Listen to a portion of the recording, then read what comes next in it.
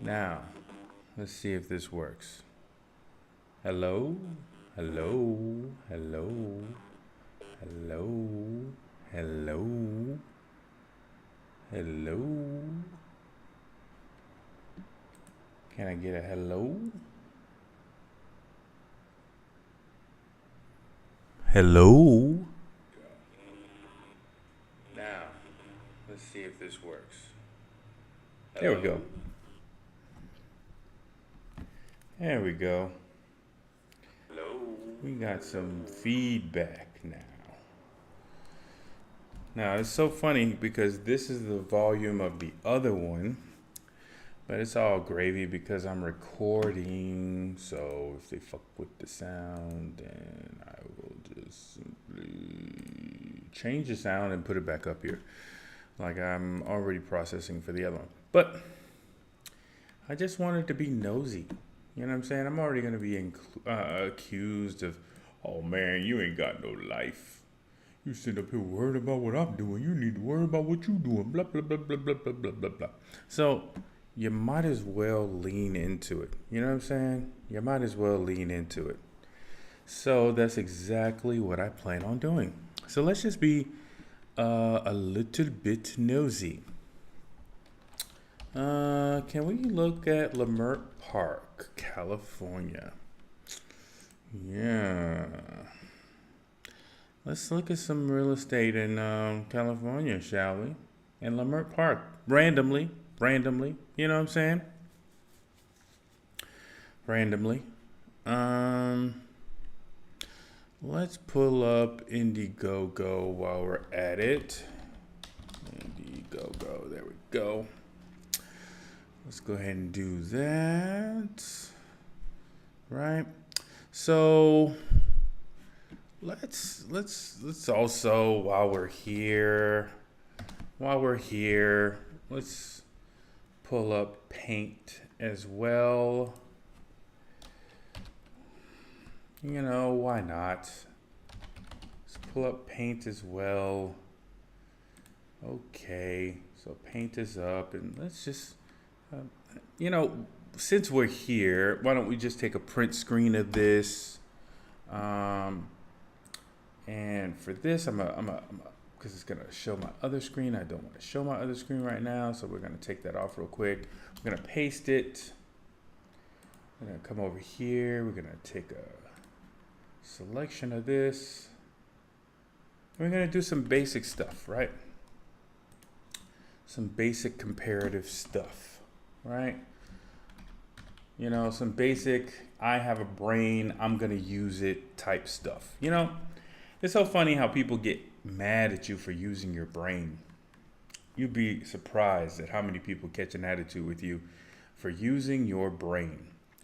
All right, so let's put both of those together and then let's just do some quick analysis real quick. So we're going to do it like this.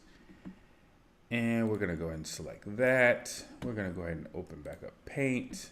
We're going to put them side by side somewhat, right? We're going to overlap with this one. And we're going to see what we can see, right? We're going to see what we can see. So let's go ahead and start this video. There's a huge amount of stuff I forgot and, you know, should have put in that little parody video and, you know, things I realized after the fact that probably should have went in there. But let's go back through this real quick before we look at loop.net. So before we start though, let's do this before we start. Let's do some analysis of this building, of this structure, right? So let's do it like this. Let's make this a little bit larger. Actually, let's do it like that. And we're going to do some basic calculations. So when you zoom in here, you notice that this is the top of a door, right? And you have how many doors? You have 1, 2, 3, 4, 5, 6, 7, 8, 9, 10, 11 sets of doors, right? So you have a humongous amount of doors here in this row that you're seeing here, right? So the question, and then the doors actually go around this side. Like, notice the architecture here, right? Then you have this recessed windows in here. This is all nice. This is very nice. And remember, if you also see, there's a back structure here, where the back structure is somewhat here. But you have to remember that all of this is supposed to be new construction, right? All of this is supposed to be new construction, right? So let's just do some basic calculations on how big this structure is, right? So we know that this garage storefront represents at least, especially with like the roof mechanicals and everything else, that represents one floor, right? So let's copy paste. Let's put that right there, right? I should have did better on my copy paste, but we'll overlap it as much as we possibly can to where that seam sort of goes together, right? So that's one floor, right? That's one floor. And as we can see, this is higher than that. So let's just keep on adding until we get to roughly the roof height on the other one. I'm lining up that red spot with that. That's 3. That's 4. That's about 5, right? And if we do it as a straight line, this perspective is kind of off, as you can see. But don't worry about that. So we can look at these lines. You can notice that they sort of go together there. And then if we say that this is the top of the roof right here, roughly, and then this is like either for extra space for lower floors or for that, overhang that normally happens on commercial structures where they build a little bit taller than the actual roof. You could say that that's what's going on there, right? A little higher facade. But we're talking about 1, 2, 3, 4, 5-story building, brand new construction, from the ground up, brand new construction in California, 5 stories. We're also talking about multiple entrances, right? And there's an alleyway here in the rendering, which is not actually on the site, but there's a little alleyway here for people to, I don't know, enter through the side or whatever. This is on the mock-up. And then you have these doors across the front. You have 11 sets of doors across the front, right? So this is for a massive amount of people entering into the building and stuff like that, right? The problem is, though, that is not what's shown in this video. This video does not show really a 5-story multi-structure building, at least on the mock-up that they have. So let's see that video.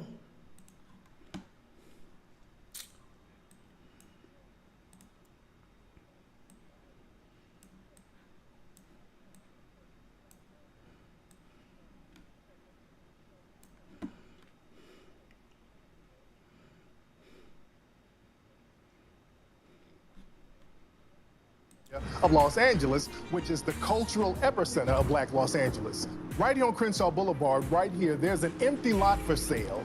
So you notice this lot right here, right? Now let's go back to the rendering that we have here, right? Somewhat looks like this structure, right? Somewhat looks like this structure right here, right? Whoever did the mock-up maybe did a horrible job because I don't know where this brick structure is coming from. Right? But if you notice this right here, maybe they're talking about this construction right here, maybe, but it's kind of close. So if you look at the structure, if they're talking about the entirety of the structure, right? If they're talking about it going the full width of this lot, right, to this side street, right, which is kind of oblong, kind of a weird shape. And let's say that this green and red structure is this structure right here, right? So this is going to be a massive, massive, massive building, right? This is going to be a massive, massive, massive building. If this goes as far as it's showing on the mock-up, this is going to be a massive building. This amount of frontage, this amount of walking space is going to be a massive, massive building. So you'll see the immediate problem when we go forward. And it's in the perfect location for our Hidden History Museum. We want to acquire this lot so that we can build your community museum. There's museums that touch on Black history, but they don't get too deep into it. This will be the first grassroots owned and controlled Black history museum in the world. You see how this structure right here looks a little bit like the other structure that was beside it? That's what I was saying. So it's going all the way to the other structure, and that side street is this side street here. So that's kind of massive. We want to touch on a lot of things that are not touched on in other museums. And that's the problem right there. So this is the entrance to the Hidden History Museum, according to the mock-up here, right? But let's go back here. What the fuck? So there's supposed to be 11 sets of doors just in the front alone. Let's back up here. This is supposed to be a structure that goes damn near the full length. So when you see this yellow structure that they're doing over here to the left here, that's supposed to be a mock-up of this. That's supposed to be a mock-up of this structure over here to the left, right? It's supposed to be a structure of this structure over here to the left. But that means that it's supposed to go the full length. You're talking about a massive, massive, massive, massive building. You're talking about something massive, right? You're talking about, definitely it looks like something that's longer than this building right here alone. You're talking about a massive structure, massive. 5 stories by, rough calculations, 5 stories. And see, here's what he's not, and we're going to go there, but here's what he's not telling you about this structure, right? This structure is located here, and you know how he talked about Nipsey Hussle, and there's supposed to be a train station that they're putting in Crenshaw in that area. Well, then we're going to talk about this area right here. This area right directly across the street from this is quite interesting to discuss. Let me do it like this. Is it going to show? And it's in the... This area right here is going to be very interesting for us to eventually discuss. All right.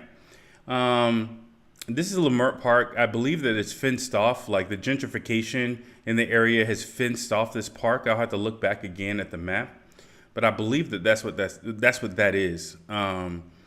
But yeah, there's several problems associated with this. So let's just keep on going. Location for our Hidden History Museum. So when we're talking about the frontage in our museum, again, we're talking about a massive, massive walkway, massive amounts of entrances. But yet, when they show the mock-up, a lot of things that are not touched on in other museums. The mock-up is this. The mock-up is this, like something that's very much more much smaller than at least what it appears to be. It looks as though it's extremely small, especially if that's the direct entrance. Maybe I'm not seeing everything. Maybe there's another entrance like that. But we have to think about the massive amounts of people when you have 11 sets of entrance doors, and then other things that don't make sense when we talk about the inside of the structure. So when we are looking at this structure, you see Black inventors are here. So there's going to be the initial structure. Let's look at it. Vast history. See the masters areas right here. The bust of what looks like Julius Caesar is right here on this area, right? And then it wraps all the way back around. Then there's a stairwell behind this wall that goes up to, appears to be nowhere in the mock-up, but hey, it's just a mock-up, right? But we're gonna have another problem in Los Angeles that we're gonna touch on. Blah blah blah, nigga. Hurry up. For example, Pico. You don't need to go over that. We're not talking about that. Also in the museum, we're gonna have 5 basic sections. Yeah. We're gonna have a master teacher. So this is problematic. This is a modern art sculpture. What looks like, I don't know who the hell that is. I don't know who the hell that guy is either. Whatever. Whoever the hell he is, I don't know. Let's keep on going. When we talk about the teachings of John Henry Clark, Dr. Francis Cress Welsing, Dr. Amos Wilson. We're going to have another section for Black inventors. We're going to talk about the Black people who invented things like the modern refrigeration system. I don't think he understands what a museum is. The modern home security system, and so much more. We're also going to have a section talking about Black. But you notice like the total a large amount of this is stretched, but you can sort of see that in between these are like maybe 5 standing or 6 standing people. Like if you have one person standing here, you can have about another 6 people till you get to the next monitor. Who is very instrumental in discovering. Let's skip that. We're also going to have a section talking about. You see, this is all basically a box shape. He's cutting it because he's trying to, but it's all a little box shape. See, then you have the, I forgot to put this in my little parody video, but it definitely should have went in. You notice that, like, if you're looking at this, the wall of founders is plainly visible, but then the wall of donors is blocked by the staircase. Documentary films, including the hit Color series. So a lot of things that's in our documentary films are going to be featured. And you see how they cut this up to where it looks like it's somewhat bigger than what it actually is. At least $7 million to get this project completed, and we're going to start doing everything. So it's basically one massive little structure. Well, not massive. I don't want to use that term. But it's all interior structure. You see this. This is supposed to be a stairwell for a commercial structure with a huge amount of occupancy that it's supporting, which is weird that it's such a small mock-up. But then if you notice, there's the black music section, and directly behind this wall is where the donors are. So basically, the donors are being blocked by we need at least the staircase. $1 million in the first phase to get the museum project off the ground so that we can acquire the land. Blah, blah, blah. Everybody who contributes to the museum, we're going to have a... See that? So Wall of Founders is there. Now, there's another wall here. There's another wall here. There's another wall also here. So remember, that's the Caesar Augustus area back here, right? The Masters area. There's a wall directly in front of this stairwell that's also clear. I think that this has to be the bathroom. I don't know. This has to be either a bathroom or a utility area. I'm not sure because they have to mock up at least that, right? But then this is here blocking all of the donors. In the museum with the names of all the donors. So your name is... Yeah, so your name will be here blocked by everybody who goes up and down this stairwell to nowhere. ...going to be built into the foundation of the... Oh, well, stairwell to somewhere. I just don't know where. Museum. Oh, okay, so they used it for the Dr. Frances Cress Wellesley. That's what it seems like. Donors. So your name is going to be built into the foundation. Yeah, it looks like they used that for her. That's fine, but they could have moved that to over there, right? To where you can actually see them more clearly, especially when you have up to 2,000 names. The question is whether or not you're actually going to do that if you actually hit that number. But what you're seeing is a very quaint area. Of the museum. You're not really seeing like a large area. And I want to go back to this. This is supposed to be, based on the mock-up, remember that this is really close to this other building here. And you see that side street, because they showed the side street here. You see this side street, right? They have it mocked up next to this building. See that side street? That's the side street that they're seeing. So they're expecting, or at least on that photo, they're expecting for this to go from here to here and be 5 stories tall for $7 million. See, I know you think, well, dang, you're doing all this little, this is just common sense. I saw this the first time I saw the video completely, right? So this is just me applying basic common sense. We're about to get into some nosy shit in a second, right? We're about to get into some nosy shit in a second, but they're already behind schedule. But somebody else, and I said the same thing too, but somebody else observed as well that, I mean, there's a certain finesse going on here, right? If this gets to a certain number, I would assume that the break-even point that he's looking for is like, this is just supposition. I don't know if this to be true, but you know, let's say this gets to $400,000, right? It breaks the $400,000 mark. Then all Tariq Nasheed has to do is just go to the bank, borrow $600,000, or get that money out of his own bank account. Make sure that those donors are donating to, or that money is donated to his 501c3. It's basically a transfer of money, all right? And maybe he can borrow it against any of his businesses that he already has. And then he gets to get the money from Indiegogo for the campaign. So, you know, we might as well do something else as well, right? since we're going to be all the way nosy, let me do this real quick. Let me blank out. Go here, because I don't like going to this website. Yeah, I think I'll just go to DuckDuckGo. Indiegogo fees. Yeah.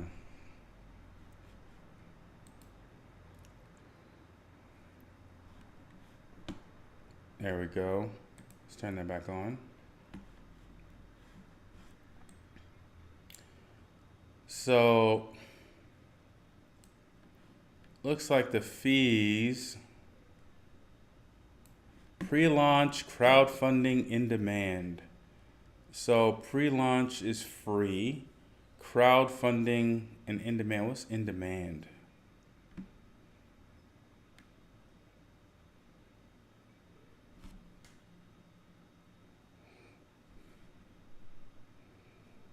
I don't know what in demand is, but let's say it's a 5% platform fee. All contributions are returned if you do not meet the goal. The projects for projects with strict funding minimums. Fixed funding can give you extra peace of mind.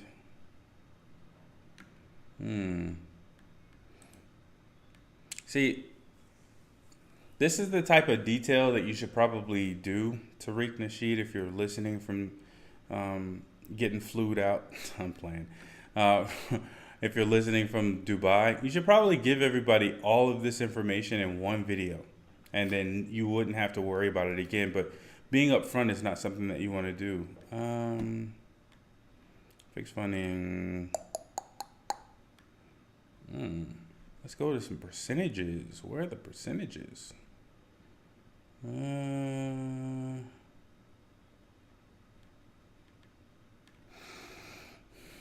Because it seems like it's just 5%. That's what it seems like to me. Based off of this, it's just 5%.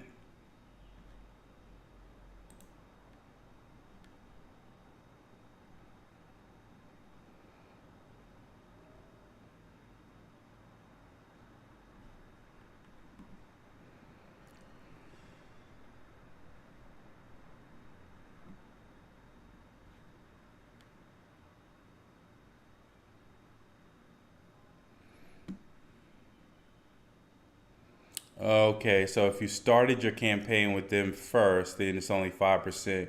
But if you started it with another website and then tried to move it over to them, then it's an 8% fee.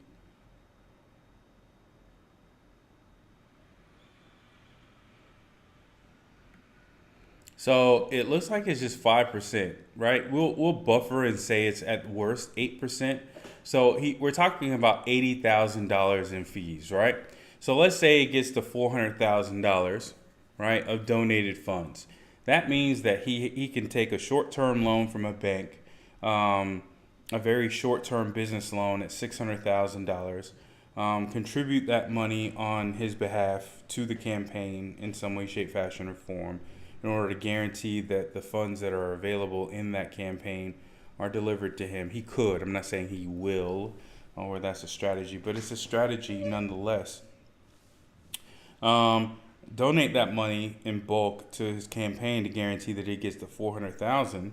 And then the fees on that $400,000 would only be $80,000. So he would basically be able to pocket $360,000 for a fee of $80,000 at most, right?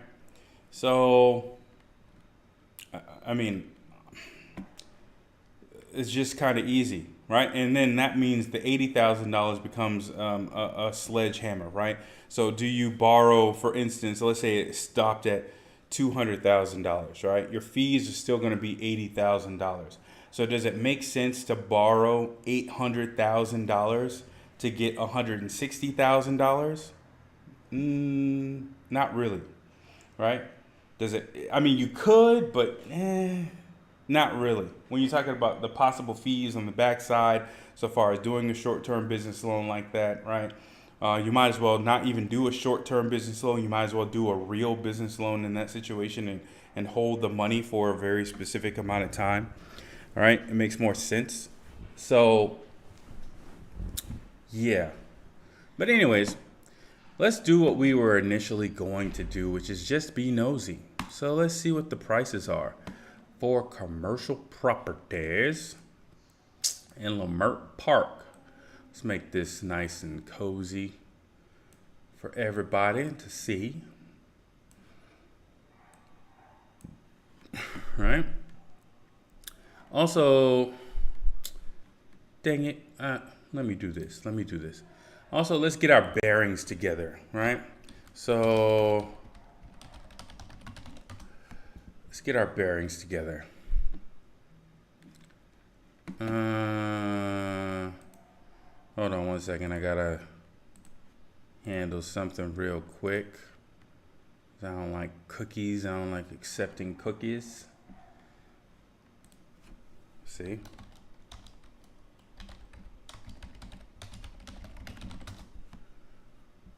There we go. So let's open this back up.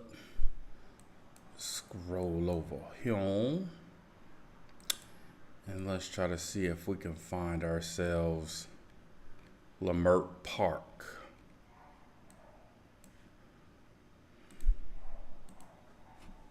Pardon la française.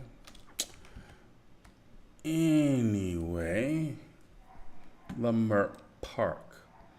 So let's get our bearings here. Where is Obama Boulevard? Oh, Lord Jesus. They got an Obama Boulevard?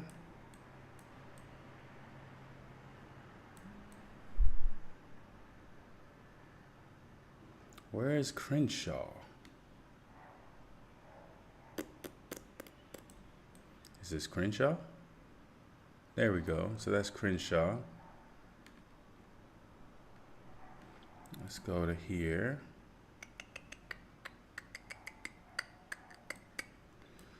I mean, if you're going to be called nosy, you might as well just be nosy. You know what I'm saying? You might as well just be nosy. So here it is. I can tell you right now. Here it is. So this is the same structure before it got burned down or whatever. You see this little part right here? That's Lamert Park, which is, again, I believe, closed. They fenced up, all the little people fenced up this entire park for I don't know what reason. But let's plop down here and see what we can see. See, this type of stuff they ain't gonna do. See, this is across the street, right? So when they talk about like, hey, there's construction going on and stuff like that, the city is about to build a new railway construction and all this other stuff. See, Lamert Park Station, you notice that? Nice little railways. This is going to be a part of it, Inglewood and everything else. Well, what's right across the fucking street? Oh, there it is, right here. Now, I think the billboard is different because now the billboard was, at least in his video, it was advertising for gentrification, saying that it would buy any home as is. But if you notice here, here's the structure that he wants to buy. Here's what it looked like before. I don't know if anybody burned this for insurance money, because this was January of 2021 that this was here, but that shit ain't there no more. So now, or no, it looks like they just tore it down, but I don't know how they got away with leaving the stuff there. I don't know. But that's remember the yellow building from behind? Yeah, this is the structure that they want to do, right? Now you can see what I'm talking about how long of a walk this is, right? So this entire little commercial that he shot, he was walking from like here all the way down to here. I think he did his little GQ pose around about here, right? This is a long walk. It's a long fucking walk. So how do you have such a small entrance to such a small, to such a whatever? But anyways, we got our bearing. The whole reason why of us coming here was, oh, okay, this must be the side area. I'm not trying to do all this. Let me back out. Got me all over the place. Hold on one second. So this is the whole structure right here. This part isn't. This is the whole structure right here, right? So this is Lamart Park. And this is the construction. As you can see, it was pre-construction. The construction that they have going on right here for this station. I don't know if this is an underground subway station. I don't see any above ground trains going on. Must be, not sure. But you can see why he wants this property. Why he wants this property, right? Now, me personally, I wouldn't use this structure for museums. Me personally, I would use this structure for housing. I would use this structure for housing. You're in the urban core of Lamert Park. You're in the cross section of Crenshaw and Vernon. You're literally in the middle of everything. Why would you put a museum here? Me personally, I would put housing here. That's just me. And I think you would get more money for your more bang for your buck that way. But let's see. We just wanted to get bearing. So bearing means that we're here. All right. So we're here in this area so far as this is concerned. More specifically, we are like right here, I think. No, because there's that side street. So we're right here. These are the structures right here. All right. So that's our bearing. Now we know where we're looking for. So let's go over here. Oh yeah. So there are no real structures being sold in Lamert Park, if you see, or at least not industrial structures. Let's check out for industrial and see if we see more structures. Okay. So we see some structures here. This is in the same area, right? So I believe that this right here is the land that's for sale. Yeah, this is the land that's for sale. So how are they advertising this land? 0.35 acres, $3 million. They're advertising, yep, that's the land right there. They're advertising the metro station. They're advertising another metro station down here. They're advertising that other gentrification plans are going on over here in Baldwin Hills. They're advertising that same one right there. Advertising more gentrification that's already ongoing. Letting you know that there's a bank nearby. Trying to imply that police are in the area or close to your area if you're putting up any sort of structures, because there's a bank nearby, so you know that the response times have to be guaranteed, or at least pretty decent in the case of any sort of bank robberies. They're giving you a high view of where you are in relation to downtown. Yep, and they're showing you that structure. Yep. So what else? So $8 million an acre, but it's only at 0.35 acres, so that's the reason why they're trying to say it's $3 million. Okay, Marcus and Milik Chap is pleased to present blah, blah, blah, blah. In Los Angeles, the unique development opportunity features one parcel totaling 200 square feet of land in the up-and-coming Lamert Park neighborhood, which means that, let's say he were to completely build out this entire land structure. Remember, he was going from corner to corner on that. Let's say all of that was constructed, and then he went up 5 stories. So we're talking about a large amount of square footage in that case. We're talking about close to 75,000 to 80,000 square feet in that case, right? So I doubt that you're doing an 80,000 square foot 5-story structure and your interior looks like what the animation was looking like from that one. I doubt that. But hey, maybe, but my common sense says no.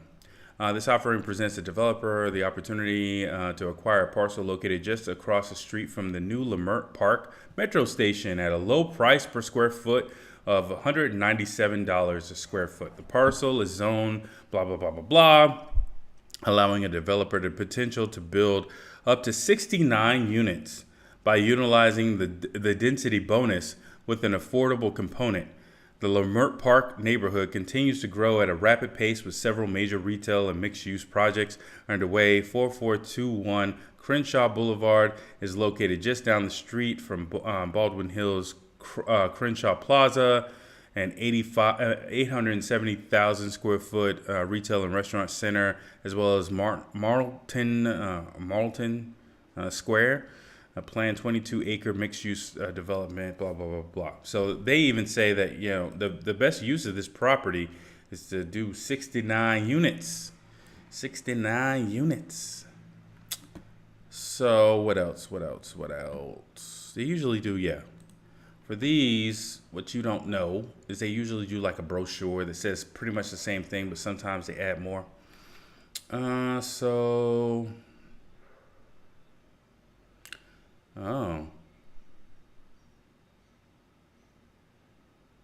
I don't know why then they put it on a public website available to everybody.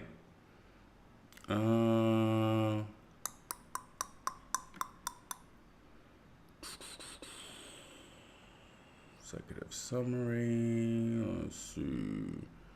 $3 million.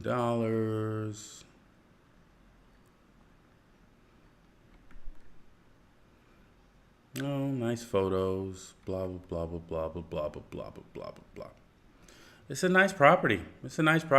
Let's see here. City of Los Angeles. Do they do the bonus? Let's see. Yeah, they're advertising all of the other areas here. All of the other going on at the same time. All of the gentrification going on around the block from this. Trying to say, hey, look, everybody else is gentrifying. Why don't you do the same thing? So let's look at other properties, shall we? Now that we know where that property is, are there any other properties for sale? Yes, there are. That doesn't have a price, so we can't really do a comp that way. And what are they labeling this as? Just a commercial lot. Okay. No price. Anything here? No price.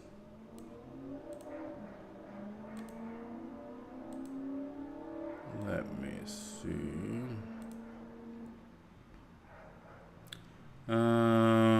Pizza Hut, 1,800 square foot Pizza Hut for $2.7 million. Dang! Imagine trying to do a small business or small franchise business. This one, 3 multifamily properties for $8.6 million. Wow. A large amount of descendants of American slaves are selling a large amount of commercial property in Leimert Park, don't you think? This looks like the apartment from Insecure, honestly. Let me see. What the hell is going on with this? $15 million. This actually does look like the apartment from, or maybe it's generic in LA, but that looks like the goddamn apartment from Insecure to me. Yeah. Yeah, this, I don't know, but this looks like the apartment from Insecure. Which I hate that show. I really don't like that show. You know, only saw the first season and that's it. But yeah, it looks like that apartment complex, or at least it's laid out like that. Let me back up. But $15 million for this rundown one, right? So let's do a rough estimate, right? Let's do a rough estimate. Play around with some numbers. You know, if we're gonna pocket watch, might as well pocket watch, right? If we're gonna be accused of pocket watching, we might as well watch the goddamn pockets for real then, damn it, right? Might as well.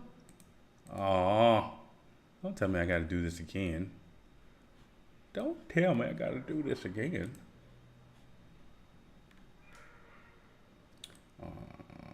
Yeah, I am this again. This sucks. I always have to do this. Or is it there? Ah, it's there. There we go. Hey. Oh, I have to do it higher? Is that what's going on? There we go. Boom. Learn something new every day. Boom. So if we have 50 or 60 or 76 units, right? We have 76 units. We have $15,357,800 divided by 76 units. That means each one of these units in California of this seemingly rundown property, I don't know, it could at least use a new fresh coat of paint. Maybe some new grass out here. Something. What the hell happened here? All my windows went down. The hell?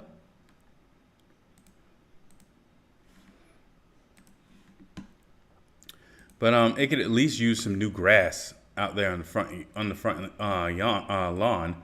But it just seems like it could use some renovation. It wouldn't be up to my standards, and definitely for $200 and some $1,000, I don't know, man. This is in Florida. This would be type of place that you could probably rent out for like $650. An apartment, but I'm fairly confident that's not what's going on here with this one. But it doesn't really matter what this actually is. Let's say that advertisement said that you could use 69 units, right? So times 69. So this would be the bare minimum value of, let's say, if he were to use that property to create solely 69 sellable housing units. We're talking about a valuation of around about $14 million on the low side. That would be brand new construction, which is different than this construction. This construction here is not brand new, obviously. So that would be different.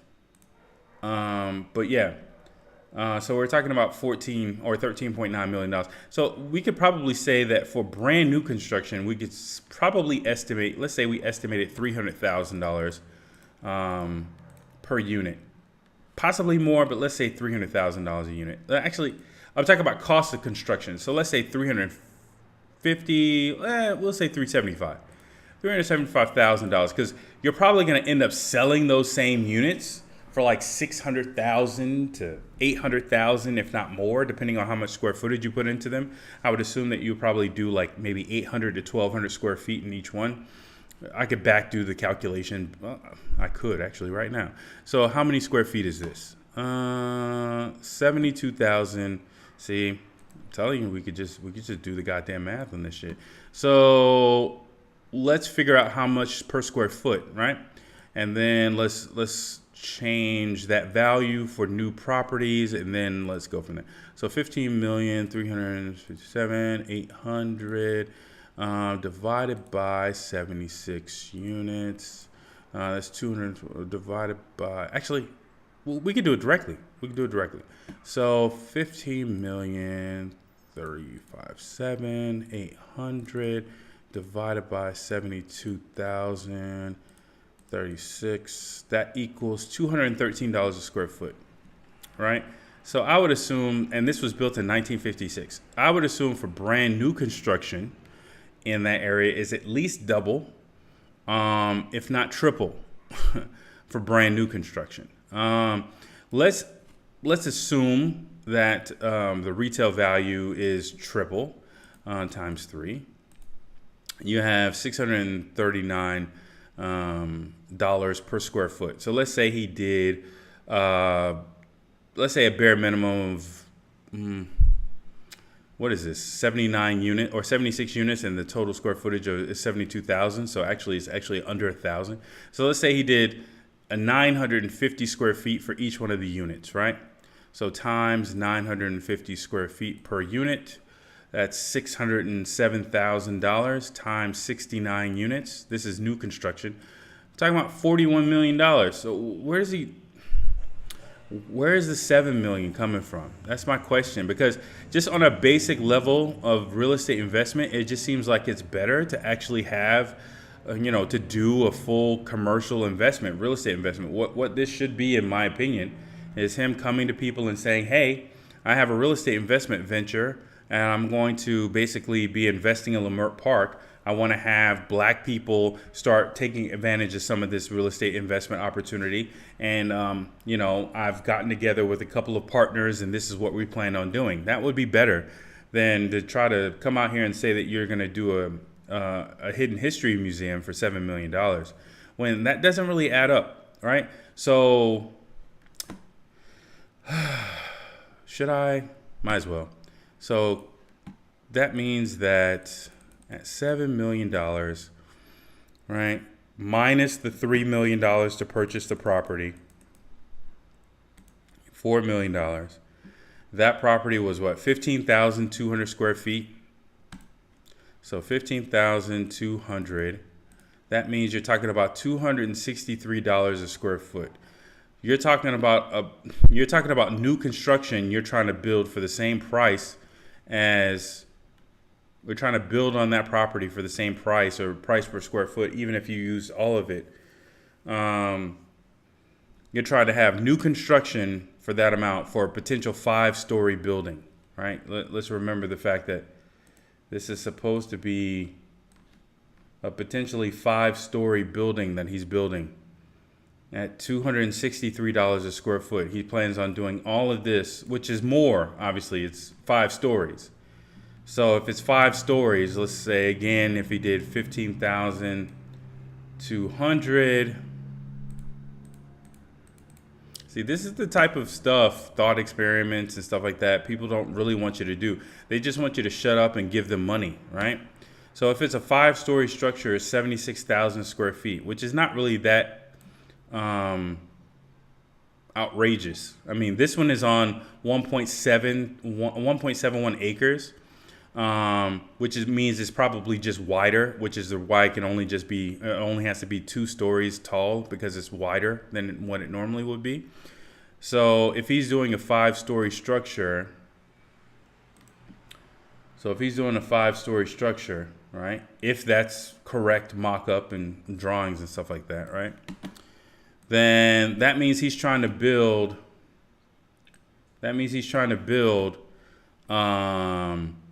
a 76,000 square foot structure, assuming on the top end, right? For $4 million. So 4 million divided by 76,000. He's trying to build it for $52 a square foot. Now, that is doable in Texas. That's doable in Birmingham. That's doable in Utah, in the middle of nowhere, Utah. I don't know if $52 a square foot is doable in California, especially in Leimert Park, where they're trying to gentrify the hell out of that area. So again, shit like this, common sense shit like this, putting out this nice image like this has to be questioned. First of all, whether or not it matches what you are actually advertising. Like, is this actually what you plan on building?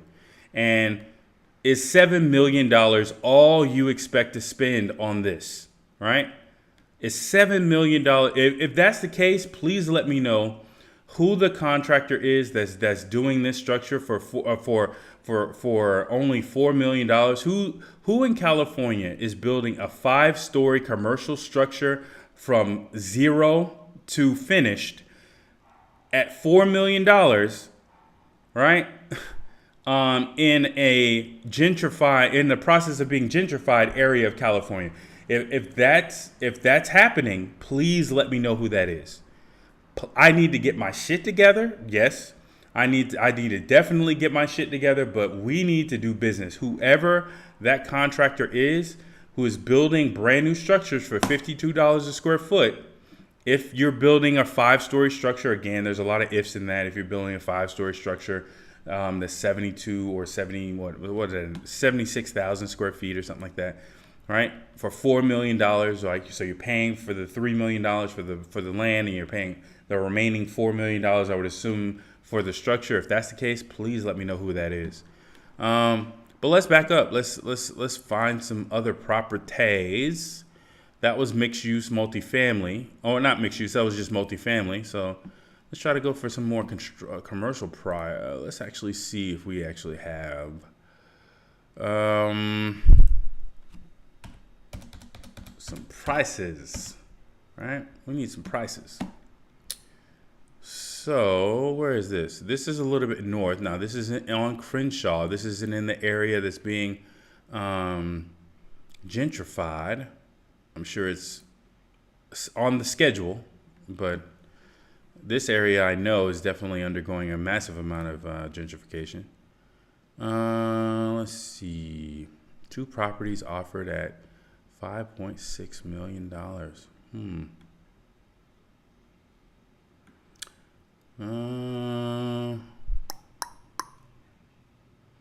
That's a little bit of a rundown structure, but $5.69 million, you're getting the property as well as the land, 13,000 square feet. So what I'm looking for right now is other options. Like, let's say if this person really was genuine about putting up a museum. If they were, let's assume a large amount of things, right? Let's assume that there's no grift going on here. There's no any sort of fraud or scams or anything like that going on here. Let's assume that this is a genuine effort to put up a museum, right? Let's assume that, which is a big assumption in my book, frankly.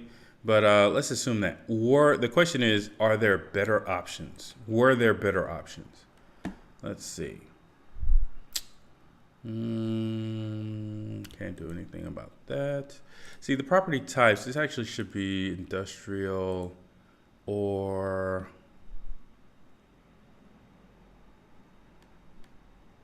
I guess you could convert a retail structure into something like that, but be kind of a bitch.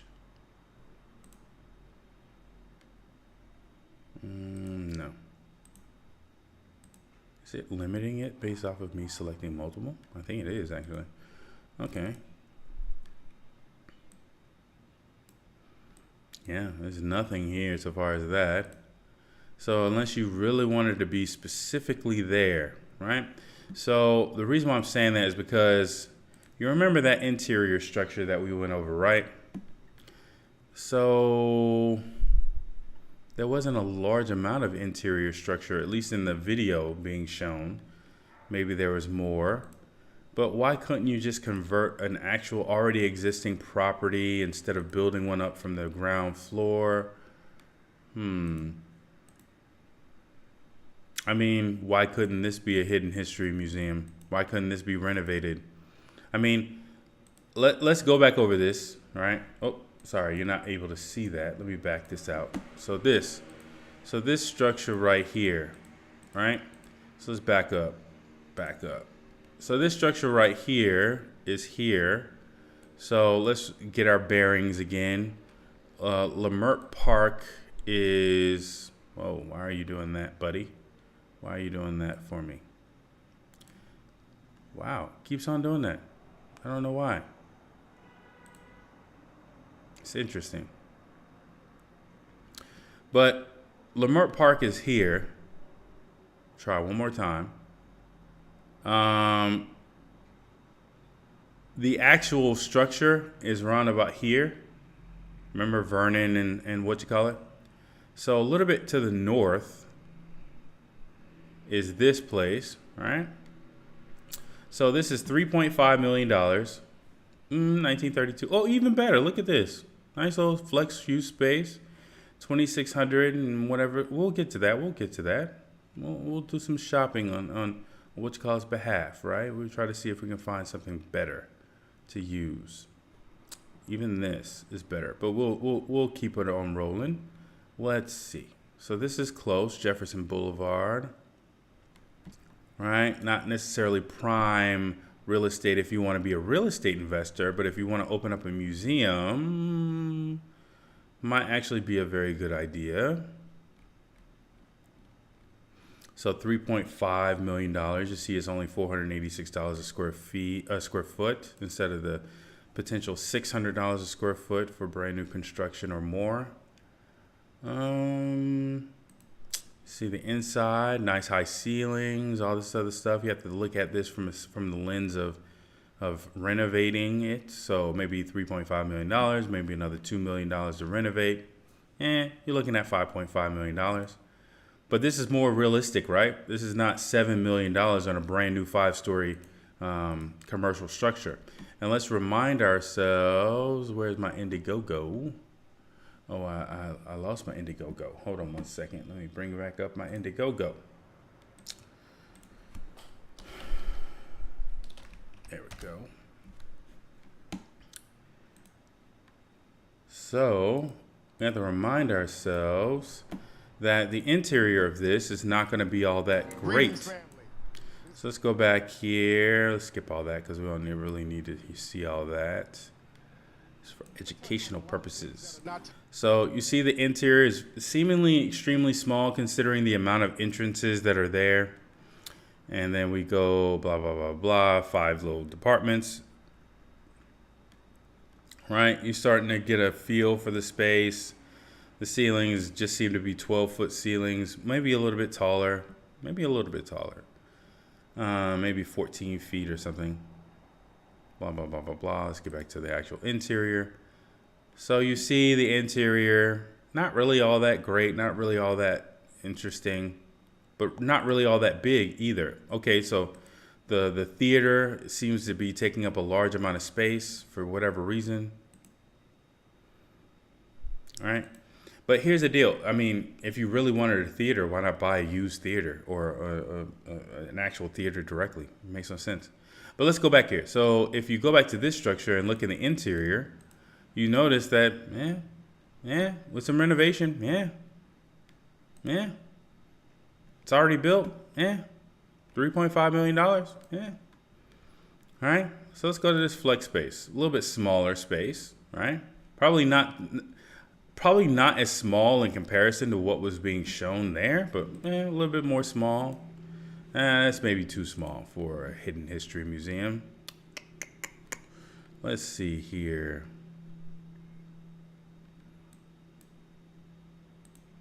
It's an interesting thought experiment. What would you do if you were looking for $15 million for 14,000 square feet? That's a lot of money. $3.5 million for 14,000 square feet. That's a little bit better.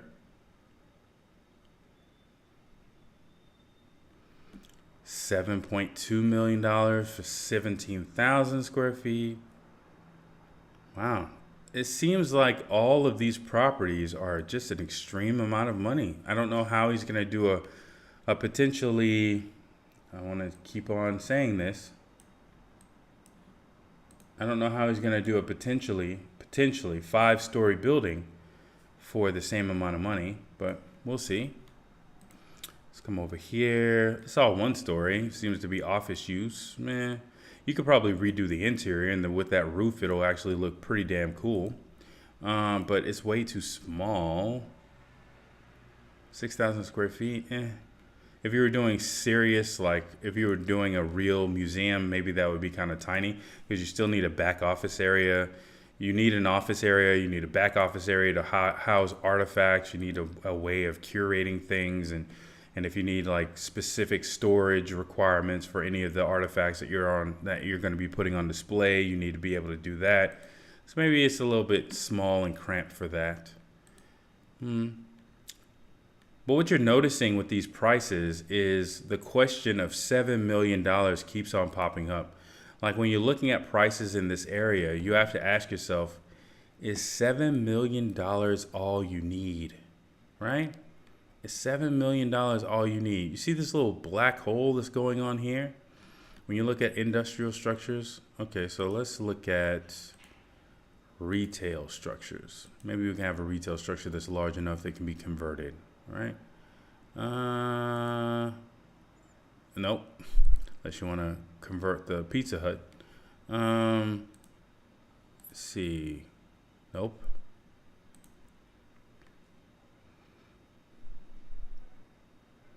Nope. Nope. Nope, can't do that. Opportunity zone. Wow, that's so funny how they label that there. How is this an opportunity for black people? How is this an opportunity for black people if it's $3.5 million? I don't know of any descendants of American slaves who readily have that on hand, but they keep on advertising that this is a community opportunity zone.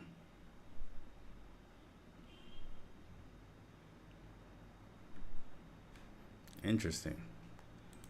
But you see, this is almost like a black hole here. Like you can't really find anything here. Let's go here, specialty. See if we can find anything there. Nope. Not really. So that's interesting. So how about this? How about we just look at a little bit more of a wider thing? Let's just say industrial property. Actually, we won't even select by that. No, we'll select everything, but we'll cut out hospitality, we'll cut out land, we'll cut out sports and entertainment, we'll cut out that, we'll cut out healthcare, we'll cut out that, we'll even cut out multifamily, shopping center. All right, so more filters. Let's see.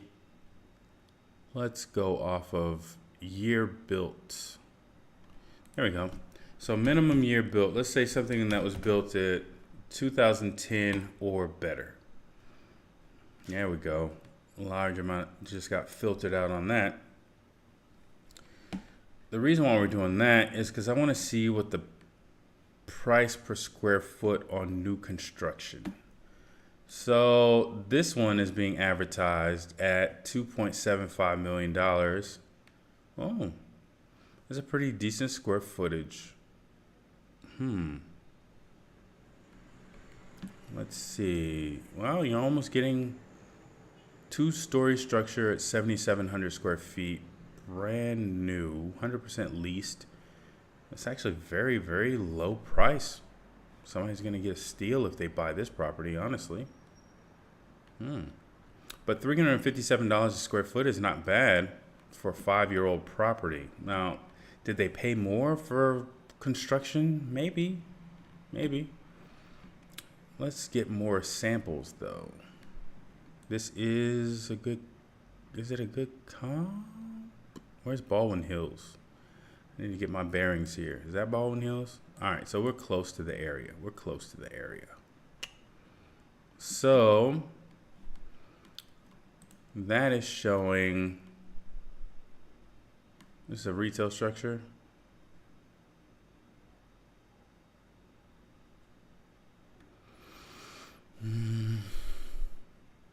So $357 a square foot. Interesting. We'll use that as a reverse. Let's back out of here. Any other structures? This is brand new.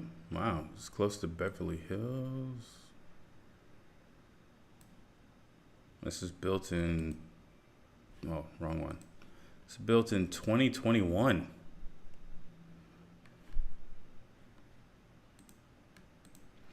Back out.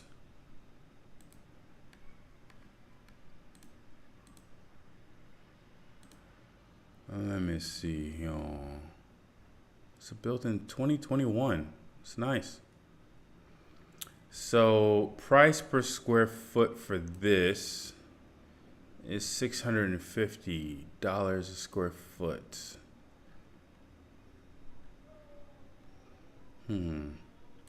Let's see.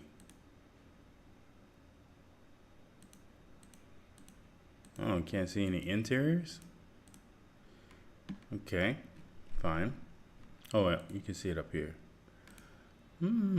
Pretty nice.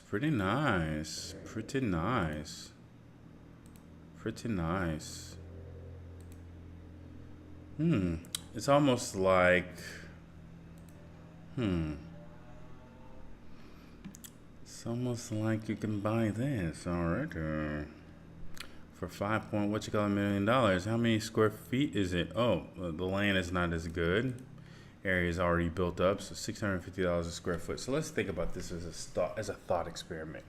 What happens to the price in an area that goes down? That's urban area. So this would assume be at least the same price. It's 2021 construction, so 2021 construction. How many per square foot? 650, I believe. What was it? 650? Yeah, 650. So 650 per square foot. How do I do this? Yeah, I'm divided by 650 a square foot. So divided by 650, assuming it's the same price of construction, you're talking about a 6,153 square foot property.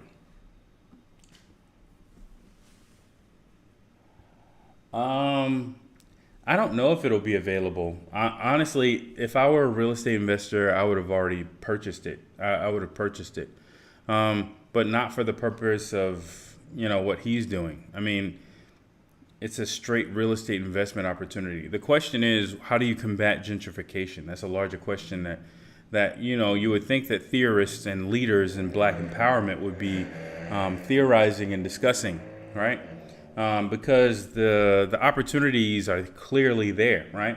So if you were to buy that structure or buy that land for $3 million, and let's say you were to put more realistically about another $14 million into it, $14 to $15 million into it to build out the property so far as like housing structures, you could possibly sell those housing units for anywhere from $800,000 to $900,000 a unit.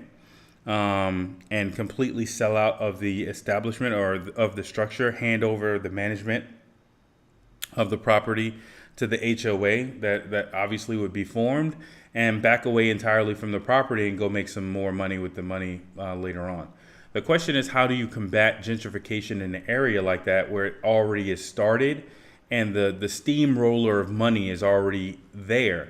And the question is, or the answer is, to me, you can't stop that without those individuals having a vested interest in that area and having money, therefore, right? They have to have some level of money and wealth, which is the whole purpose of reparations, right? So you can't fight gentrification as a matter of policy, in my opinion, without actually having those people who are there be actual owners with an invested interest in that community, right?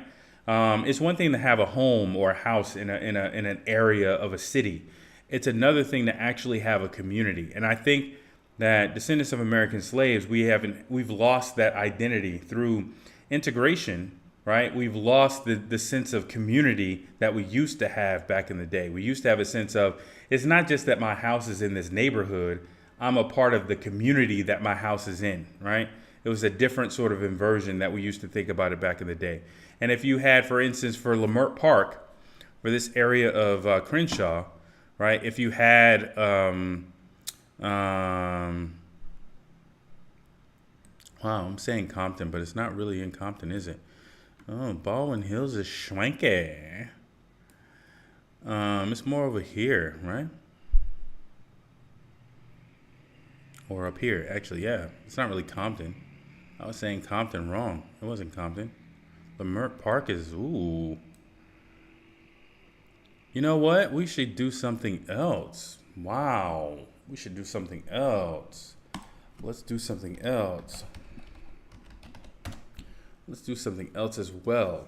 So we figured out somewhat of what the new construction price is going to be. It's going to be about $650 a square foot.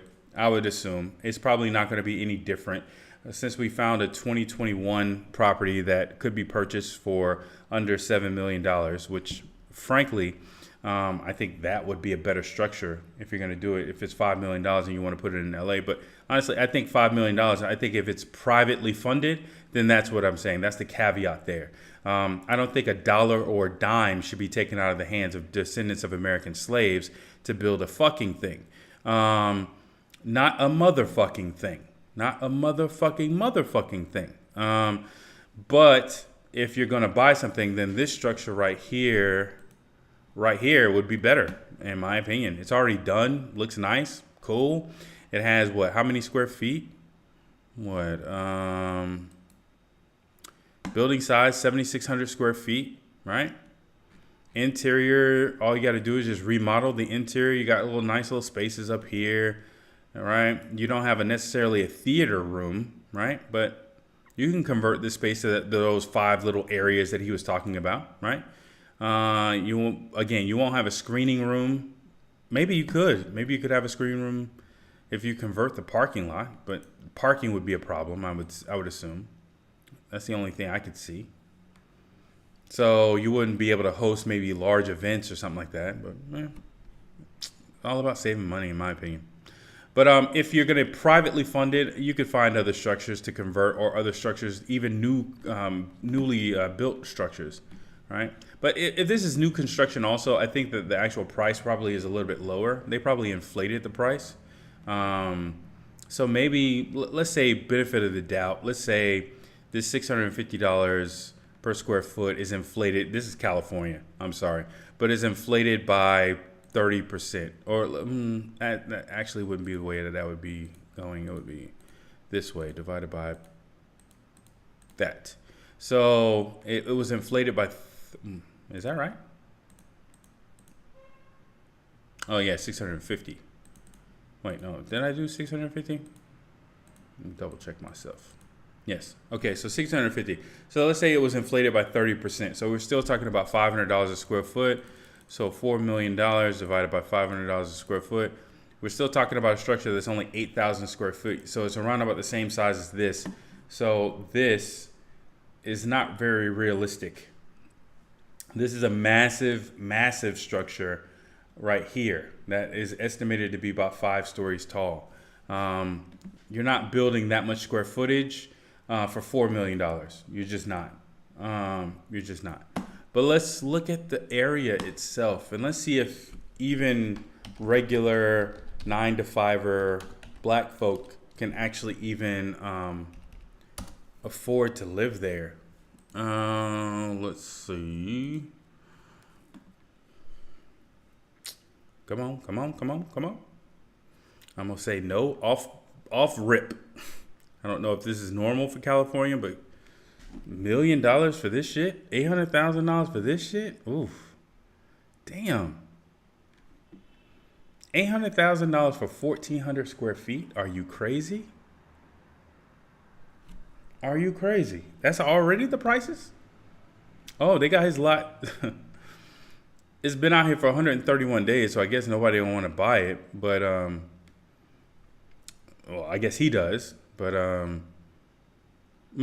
commercial property does usually take a long time for it to actually go through. But it's advertised here. This is the same property that Tariq is trying to buy.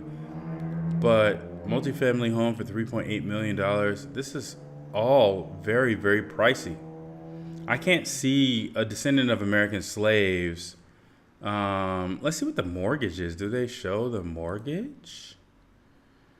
See, this is the type of long form thought experiments that they don't want you to do. They just want you to donate money on Indiegogo and donate $50 and feel good. Didn't you donate your $50? Don't you feel good? Yeah, but I have questions, but shut up. So $4,200 a goddamn month for mortgage on something like this. On this little small ass shit that in Florida would be like $169,000. This shit would be $169,000, maybe $170,000. Maybe. The only difference is I doubt they would do like the Adobe outside. It would just be stucco. And they wouldn't do the upgraded shingles on the roof. Okay, so for this, maybe $180,000, $190,000, right? That's it. This shit is $1 million? Get the fuck out of here. Ain't no black people staying here. Can't be. Can't be. Y'all paying $4,200 a month in mortgage? 4,200. Okay, so assuming, so again, long form. So assuming that you're only paying, let's say your LTV, because typically your LTV has to be at least 30%, but your LTV, let's say if you're talking about $1 million home, your LTV is probably, or your DTI actually, when it comes down to your mortgage specifically, let's say you have a DTI of, let's say, to qualify for this, maybe like 15% total, right? So 15% total DTI, debt to income. So let's gross this up by, let's say, let's just do some basic calculations. So let's say you have a car, your car payment. Let's say you have insurance on all the cars. Let's say you own a car, but you're also paying for one. Let's say you have housing expenses in a house like this, maybe $2,500 for everything included, so far as like your lights, your water, your cable, maintenance. This probably has an HOA, I would assume. Does it have an HOA? I would assume it does. No HOA. So we'll back out maybe to $1,700. And then let's say you have a DTI of, let's say 20%. We'll be generous, and let's say 20%. That means that you're making $34,000 a goddamn month. You have to be making that comfortably to have a DTI of 20%. Let's say in order to qualify, let's say you had to have a DTI of at least under 30% in order to qualify for a jumbo mortgage, right? Let's say you did a jumbo arm or something like that. So that's 30%, right? Let's say 30%. So you're making $23,000 combined, right? So this times 12. So you're making $278,000 annually. Let's say you have a wife, assuming she makes half of that, which is a big assumption. I don't know of many descendants of American slaves making that much money, even in California. I don't know of that many descendants of American slaves bringing home over $200,000 in California, right? So this is around or in the same neighborhood. I don't want to say around the corner, but it's in the same neighborhood as this commercial property that he wants to buy, right? So let's think about something else. Let's use that same property, right? So this property here is basically $1 million. And it is, how many square feet? 1,808 square feet, right? So the question is whether or not in a condo situation, yeah, exactly.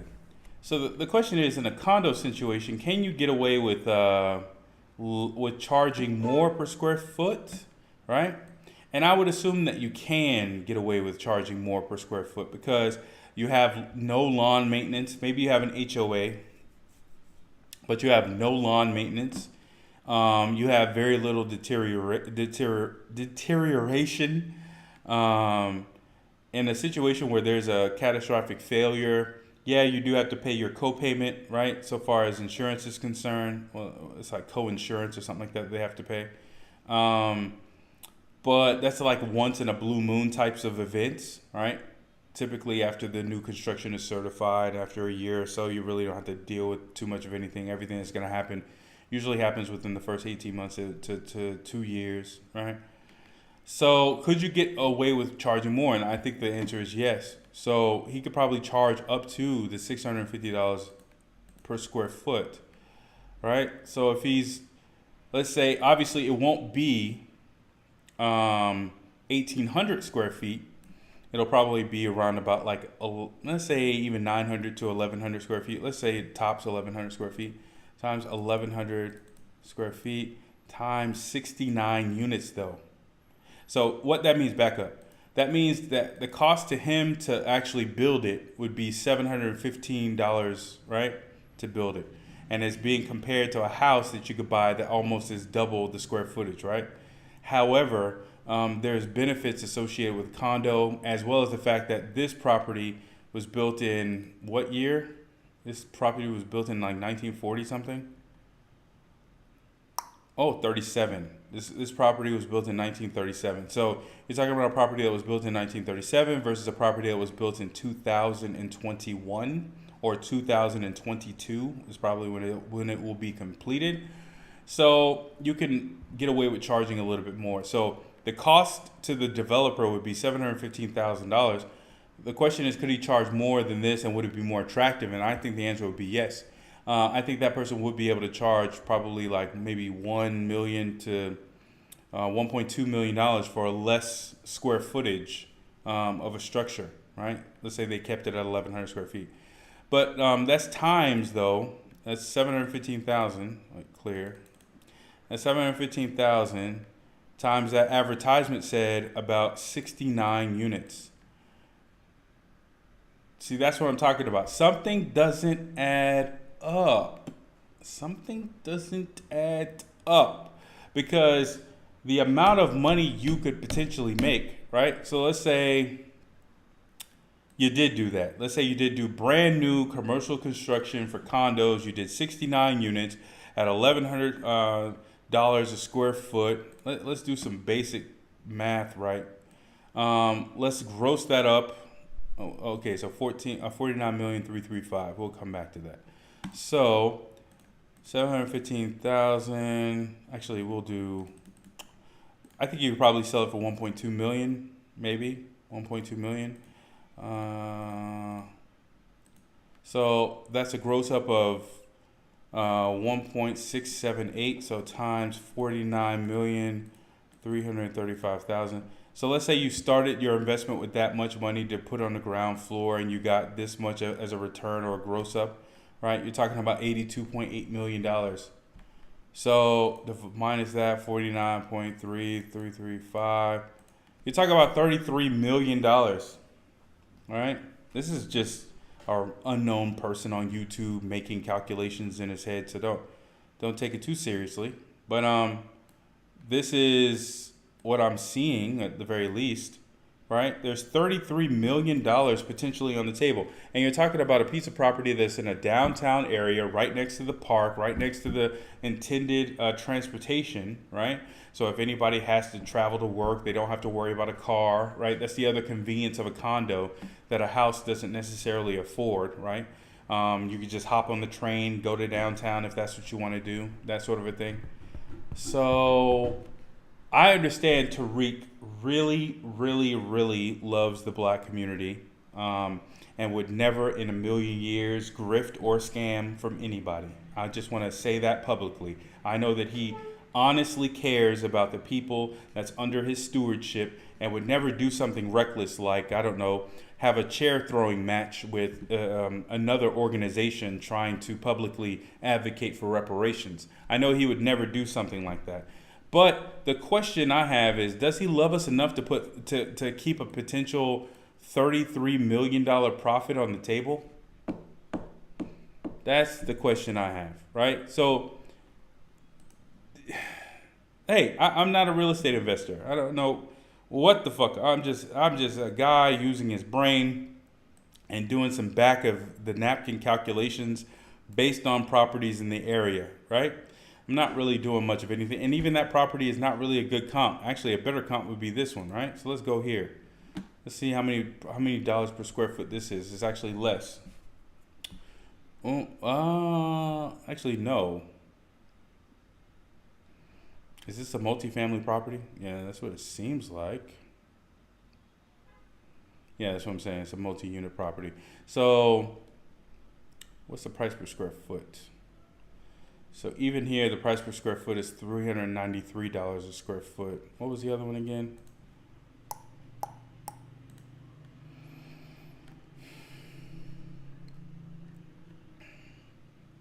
$393, and this one was $500. So maybe you can even get away with less, right?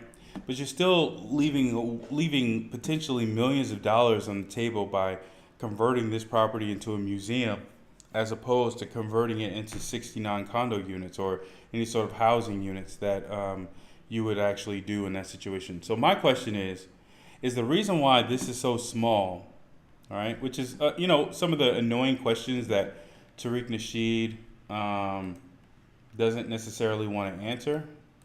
Let me see. Oh, where is it? Uh-oh. Uh-oh. It's here, but it's not here. Can I zoom out? Ooh, I can't zoom out. This is interesting.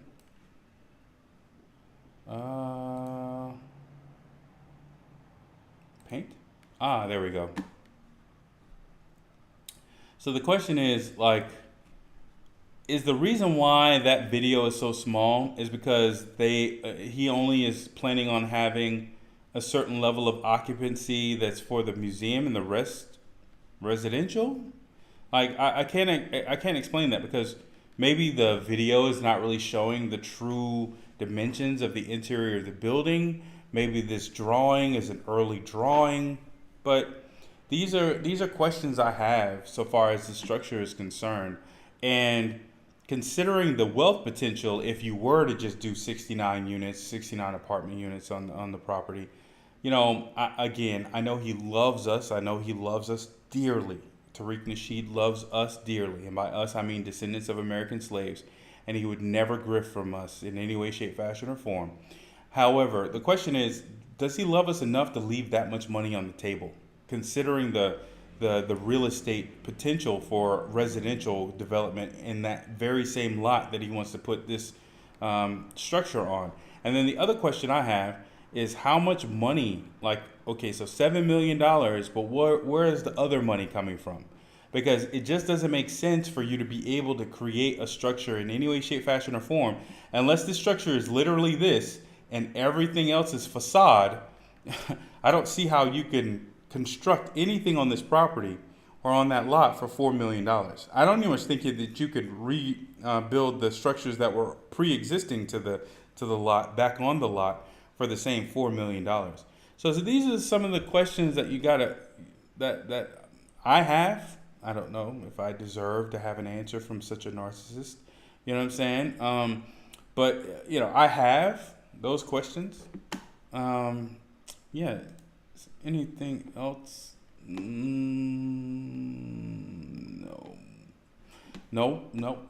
Just questions I have.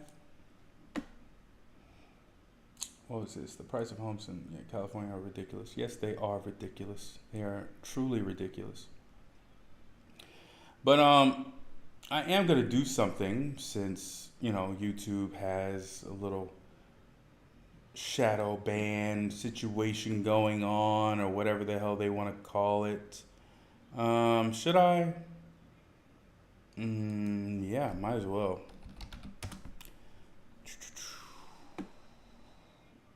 It's a good little check. So Tariq, let's see. Hidden History Museum. And at some point he's gonna have to respond to me, because I think he realizes, or he's gonna say something. I think I'm gonna get under his skin. But this is under a nice little Greetings, fam. Shadow ban. But might as well do a quick little review of this while we're here. Let me change this so that you can actually see what I'm talking about.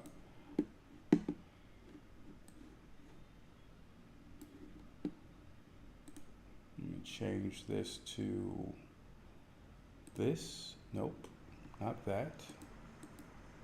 To this. Nope, not that. Wow, what's going on here? This. Okay, well then fine. I'll just do it like this. So many weird things happen from time to time on this thing.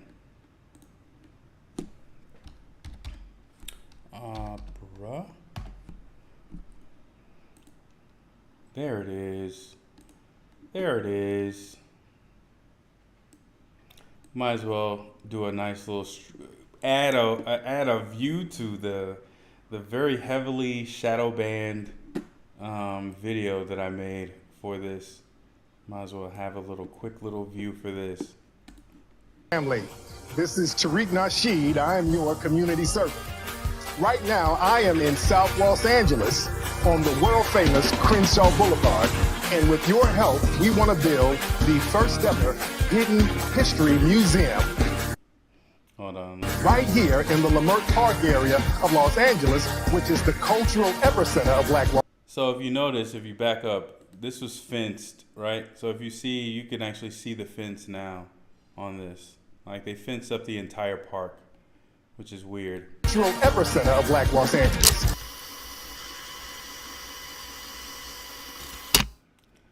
So I don't want to be arrogant, but if you're watching this and you donate, there's something wrong with you.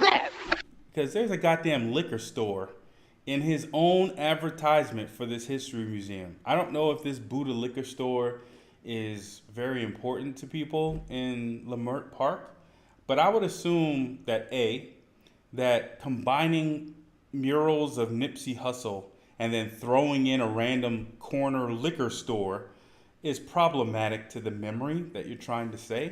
And then second of all, it's sort of insulting to the intelligence of people that you added that as a part of your advertisement for a hidden history museum. You added literally a liquor store. It's crazy. Right here on Crenshaw Boulevard, right here, there's an empty lot for sale, and it's in the perfect location for our hidden history museum. We want to acquire this lot so that we can build your community museum. There's museums that touch on Black history, but they don't get too deep into it. This will be the first grassroots owned and controlled Black history museum in the world. In our museum, we want to touch on a lot of things that are not touched on in other museums. There's such vast history of Black people here in Los Angeles that we're going to touch on alone. For example, Pio Pico, who was the once governor of California. There's a street, Pico Boulevard, named after him. He had Black ancestry. Francisco Reyes, who was the first mayor of Los Angeles, he had Black ancestry. The grandmother of Los Angeles, Benny Mason, who was a former slave who became the wealthiest woman in California. We're going to talk about a lot of this stuff in the museum. Let me say something also, like, I'm not a Christian in any way, shape, fashion, or form. But the music on here, the musicians, they were kicking ass. Because, you know, I almost, I'm sort of sad to use this music because it works so well for it. But, yeah, they were kicking ass, man. They were kicking ass and taking names. Also in the museum, we're going to have 5 basic sections. We're going to have a master teacher section where we talk about the teachings of John Henry Clark, Dr. Francis Cress Welsing, Dr. Amos Wilson. We're going to have another section for Black inventors. We're going to talk about the Black people who invented things like the modern refrigeration system, the modern toilet system, the modern home security system, and so much more. We're also going to have a section talking about Black explorers. We're going to talk about people like Estevanico the Moor, who is very instrumental in discovering a lot of spaces here in the North American continent. Speaking of Moors, we're going to talk about the Black Moors who conquered Southern Europe. The Black Moors are never talked about in museums. They are. This is going to be the first time it's talked about in our museum. We're also Look at the logic. It's going to be the first time it's going to be talked about in our museum. Of course, it's going to be the first time because if you do get a museum, then your first display or your first time displaying something will be the first time that you talked about it. It's so stupid. We're going to have a section talking about Black rebel leaders, like the Black... Okay, so somebody else brought this up too, and I want to bring it up too. What the fuck does Nelson Mandela have to do with descendants of American slaves? No offense, but what the fuck does he have to do with descendants of American slaves? And when we talk about rebel leaders, let's just be real. If you study Mandela, he was one way before he went to jail. He was with the shits before he went to jail. He was markedly not with the shits when he came out of jail, right? He was with the shit. I'm just gonna leave it like that. He was with the shits before he went to jail. He was not with the shits after, right? After he got out. But regardless, what does he have to do with us, right? Black rebel. I thought this was supposed to be FBA. Why does it say black? Why does it say black? It should say FBA, right? And Jack Johnson, I believe that's somebody else pointed that out, that this is supposed to be Jack Johnson. I mean, I understand that these are supposed to be rebel leaders, and I understand this is supposed to be a mock-up, but who approved this, right? Who approved this? If you're asking for $1 million, who approved this? And then these little displays with guns, right? I'm not interested. Rebel leaders, like the Black Seminoles, like other Black Maroons. We're also going to have a section talking about the real history. And the reason why I put this in is because he was basically kissing the baby's ass. I don't know who this guy is. The first time I heard about the baby was literally out of Tariq Nasheed's mouth. I don't know who the fuck this guy is. I tried to watch a video of this individual, and it's so disgusting, the video. He's basically doing the exact same thing as Lil Nas X, right? He's glorifying violence and parroting violence that occurs in prisons, right? Or at least in the latest video I saw. But yet and still, Tariq Nasheed was basically on his dick, you know what I'm saying, trying his best to be a Captain Save-A-Ho for this guy. I have no idea why.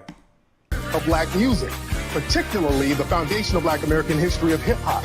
I produced a lot of best-selling documentary films, including the hit Color series. So a lot of things that's in our documentary. And that's the other thing. These documentaries that he's putting out, they're not really offensive to white supremacy in any way, shape, fashion, or form, right? If every single last one of them had a directive for the purpose of demanding reparations, right? They were interlocked in that. They were basically every single video, our purpose or our aim, political aim for the video is to show why reparations is needed, right? So we're going to investigate this area of Black history, but we're going to say why reparations is the only solution to this problem.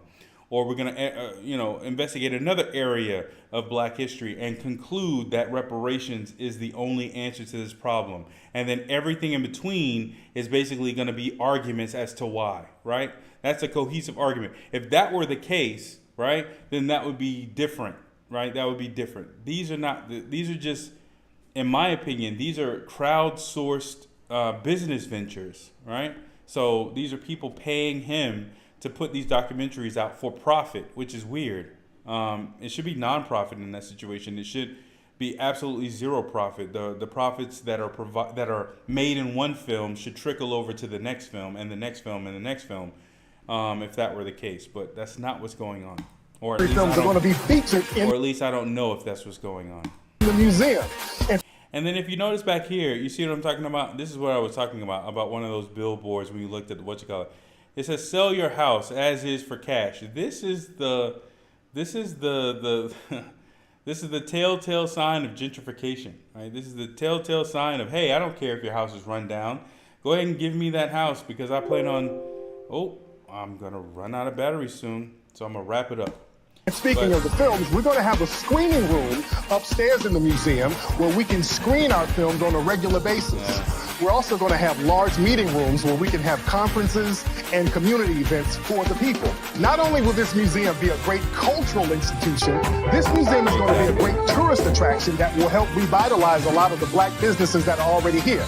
Well, the question is whether or not he's still friends with Jay Morrison, right? I don't know if they're still friends. I don't know if he's called them out. I don't know what's going on with that. I know Tone, I thought, was like trying to get cool with somebody who was also against Jay Morrison, but I don't know if Tariq Nasheed was necessarily against him. But hold on, let me let this play. Let me go get my charger.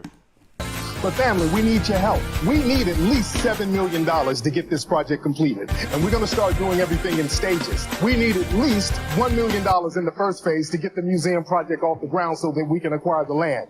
Everybody who contributes to the museum, we're going to have a wall in the museum with the names of all the donors. So your name is going to be built into the foundation of the museum. So we need you to get involved. There's going to be a lot of other perks as well. So everybody get involved. Let's make history. Let's take control of our own community and our own history. Get involved. I can't eat. I'm broke, nigga. I'm broke. Interrupt bring you a dramatic. That's funny because ISIS was on when I actually came up with that idea of the ending roof scene for Lottery Ticket, or not ending, but You're watching roof The scene Breakfast for Club. Lottery Ticket. being spliced in with that. But Greeting. at the end of the day, like, here's the deal, man.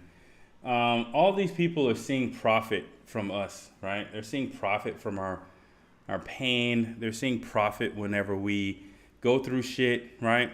And I think Boule people like Tariq Nasheed, Roland Martin, all these little people who sort of, set up a gate and get paid to be a gatekeeper. I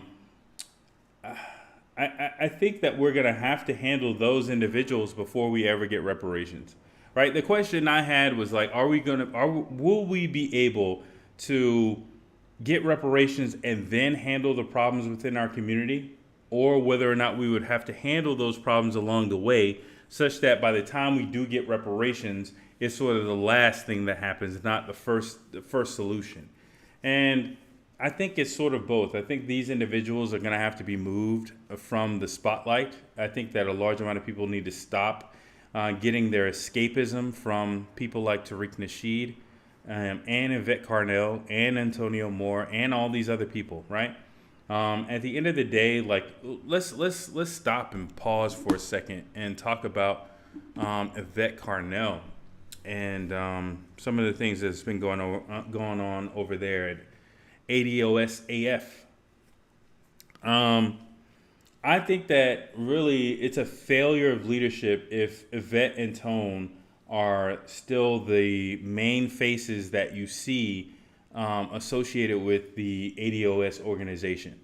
They have been doing their thing for almost 2 years, and the whole idea that you don't more readily know your local chapters and their faces more so than you know about Yvette is a failure of leadership. The fact that she hasn't promoted those individuals till this point, I don't know. I sort of left that organization entirely, so far as mentally following them or anything like that, especially after several missteps from their part.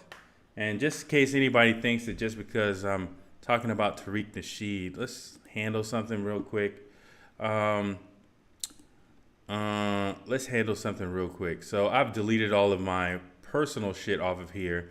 That would have went back to like 5 or 6 years ago. But the very first issue that I had with her is here.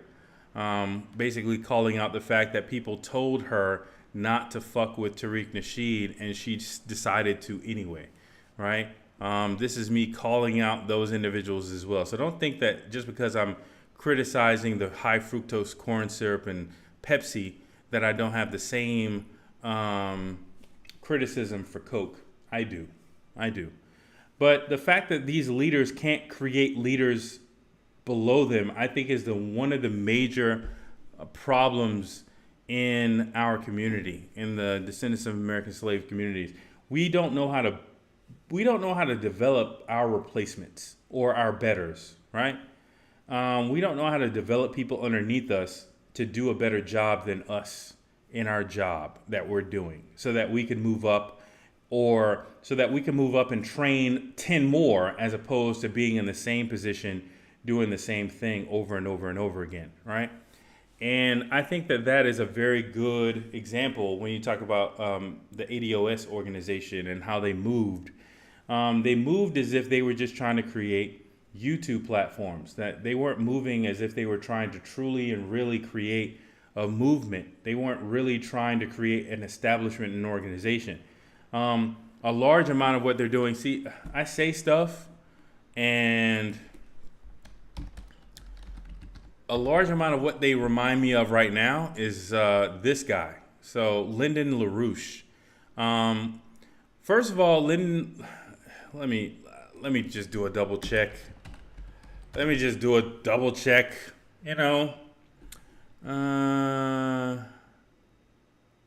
Okay, against the British. No.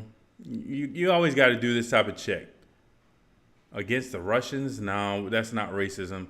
That's not racism.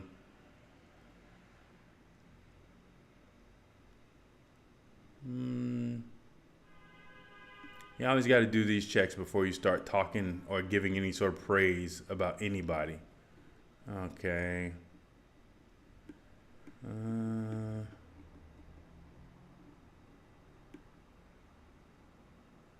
Okay, so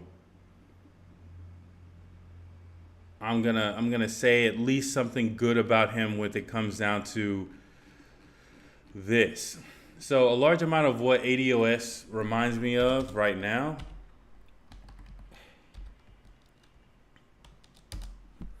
is this. All right.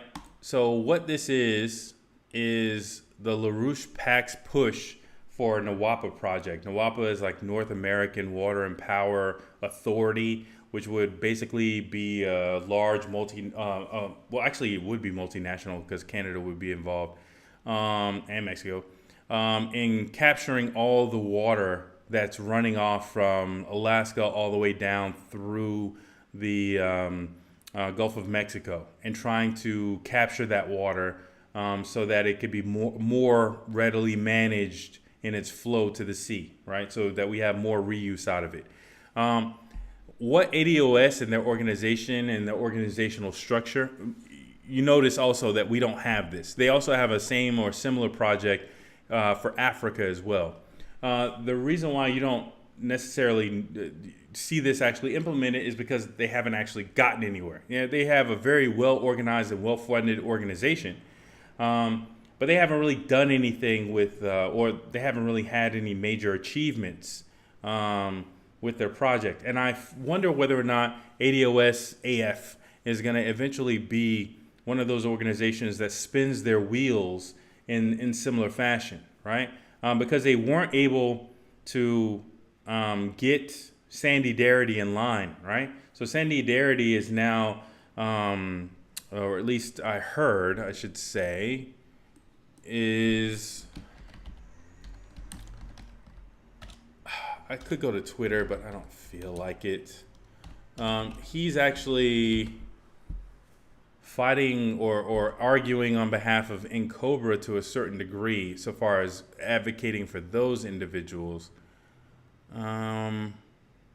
He's not necessarily, he's sort of distancing himself from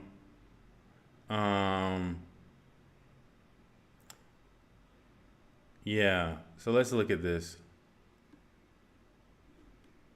There's a movement that has emerged in recent years out of this premise, right, that we should exclusively focus on reparations in the United States on those descendants of American slavery. We see the ADOS movement. We've also seen more recently the FBA movement, Foundational Black Americans. Where do you stand in relation to both of those movements? Well, I agree with two premises. And the first premise is that there is a uniqueness to the experience of individuals whose families have their origins in slavery that was practiced in the United States. And second, that is the community that merits reparations from the United States government. So those are the two premises that I agree with. I think there are lots of other things that some members of those movements say that I don't necessarily agree with. And there's another group that's worth mentioning who's involved in this, or two others. One is a group that calls themselves the Descendants of Freedmen, and another is the National Assembly on reparations for enslaved and for persons who have ancestors who were enslaved in the United States. And I fundamentally agree with those two principles that I just mentioned, and I think those are principles that are shared by all of these groups. Now, see, here's the deal. Like, I hope that there aren't any ADOS people up in here thinking that I can't, like, do the same types of videos, because I started with my pistivity with Yvette Carnell even associating herself with that. You know what? Let's just get that out the way. Let's just get that out the way before we go here.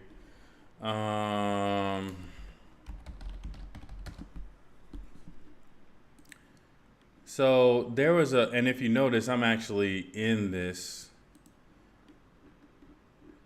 chat if you remember, or if you look closely and carefully. Oh, there's an age restriction. I was cursing, and I'm not signed in, and I'm not going to sign in. But anyways, this was basically a caller called in for this video and was telling Yvette, hey, don't associate yourself with Tariq Nasheed, because he's calling people coons and crispies, and he's bringing up like very disrespectful language in his conversations with, or when he's bringing up about black people, right? And Yvette and Tone was like, well, in summation, we're like, well, don't you tell us what to do. Y'all the one who told us to get with him. We're only with him because y'all told us to get with him. If y'all got a problem with that man, y'all go talk to that man. No, we don't have a problem with him. He retweets us and blah, blah, blah, blah, blah. And then several months later, when the chair throwing started, clearly that person in that call-in was correct. I was actually in that live and talking real time when that actually occurred. But don't think that I can't do the same thing with the vet. Don't think that just because I'm on Tariq's ass right now, pause, because he's pause. Let me make that clear.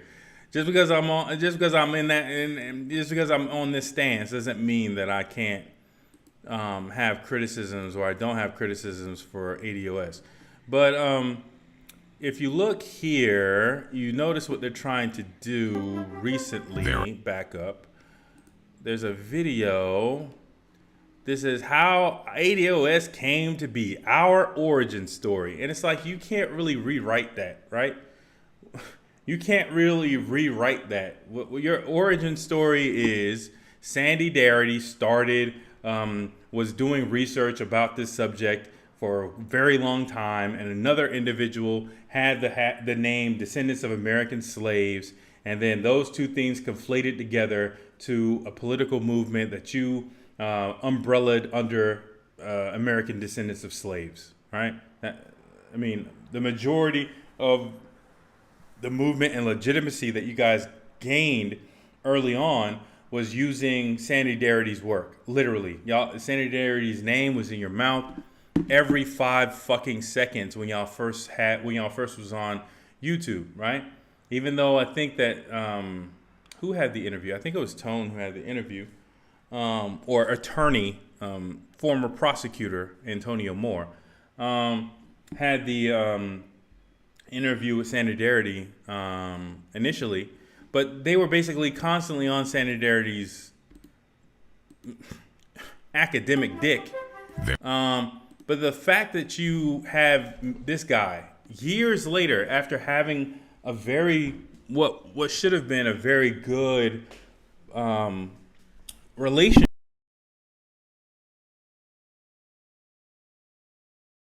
Hello. There we go.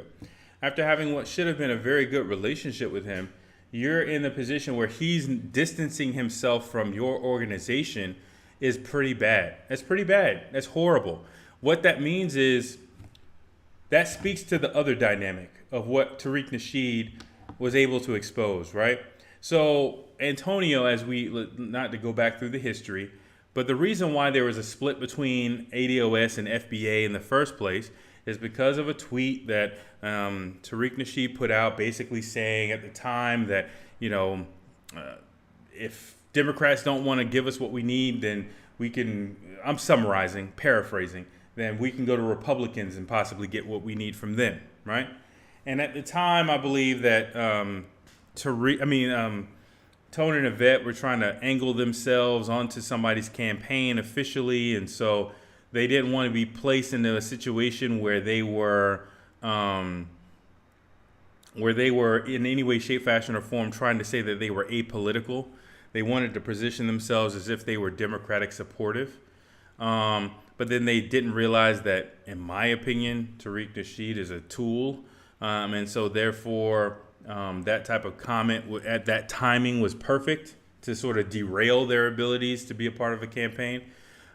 But they should have never been associated with him in the first place. They were notified in February during that same call that, hey, we don't really want you to associate with this guy. He's a bad look for the organization. They said, fuck it, we still want to be with him because he's obedient and he has a bigger following, right? So them looking at the short term as opposed to the long term led to that chair throwing incident on Twitter between Tariq and Yvette and Tone, which we got some great information out of that. You know, like the photo of Tone wearing prison garb with his mulatto or I don't know, very exotic looking at the very least woman on his arm. Yeah, we got that photo out of it, which was very inappropriate. We got the confirmation of his appeal for his EEOC complaint. We got all that stuff out of that. I think it was an EEOC complaint about his job. We got all that stuff out of it. But during that time period is where they had a split with this individual, Dr. Sandy Darity. And that's a problem, right? The fact that Yvette and Tone can't, in my opinion, have a problem with seeing long-term and seeing long-term with their relationships, as well as solidifying their relationships to where if there are disagreements, those disagreements are silent or are in the background. I think that that's going to be problematic for them long term. I think that that's going to be a reoccurring issue. There should be a coalition of people at ADOS. It shouldn't just be Yvette and Tone trying to get as many interviews and articles that they can throw up and repost on Twitter as they possibly can. What they should be doing is they should be the glue that gels together a large amount of other people in the movement together, right? And if they first started their relationship with Sandy Darity, they should have been able to strengthen that relationship as well. So it's not that I don't have fire for everybody. I have fire for everybody because I see nothing but grift from these people. I even have fire for Amy Osei Frumpong to a certain degree. And I've already voiced some of those issues that I have with him. He's correcting some of those, and I still get a large amount of philosophical points where I agree with. Like, for instance, I agree that we should strengthen our institutions. I think that it's not really acceptable to just think that we need to abolish and abandon our institutions. I think we need to reform and strengthen them and take them over. I think that's a very good idea. And the fact that Tariq Nasheed has brought up institutions, this is a very good institution for us to take over. African American History Museum.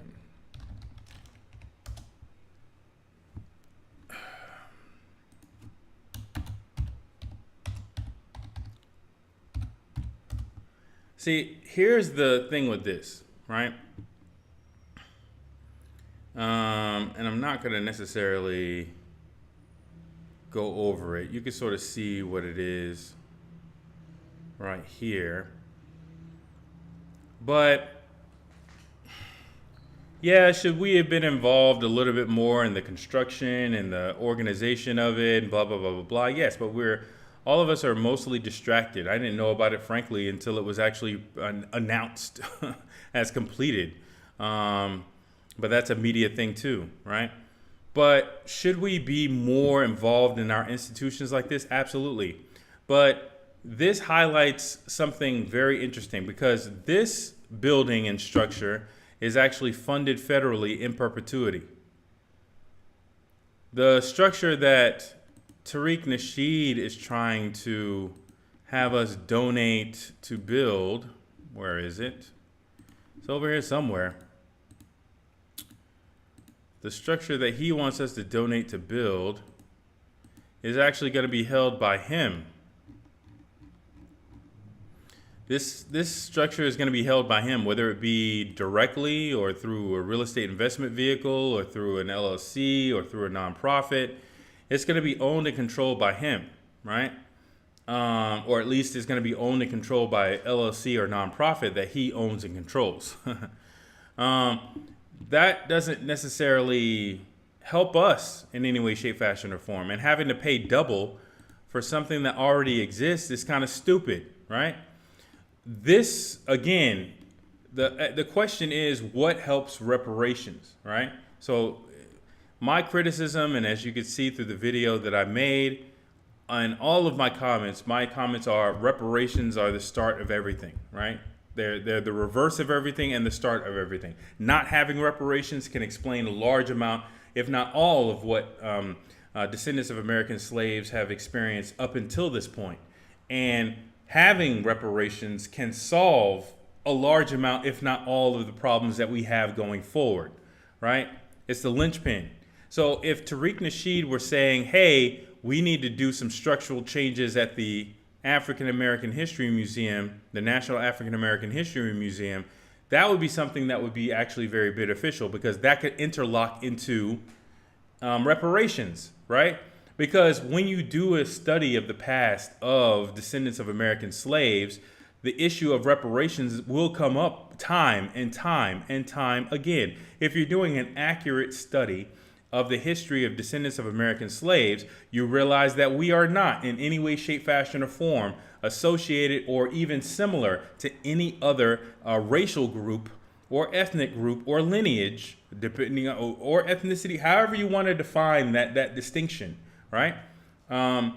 We are distinct from all of those individuals so far as our narrative in this country, right? We're not the same as Asians. We're not the same as white Latinos or black Latinos. We're not the same as any of those other individuals or any other immigrant groups or immigrant groups with an E.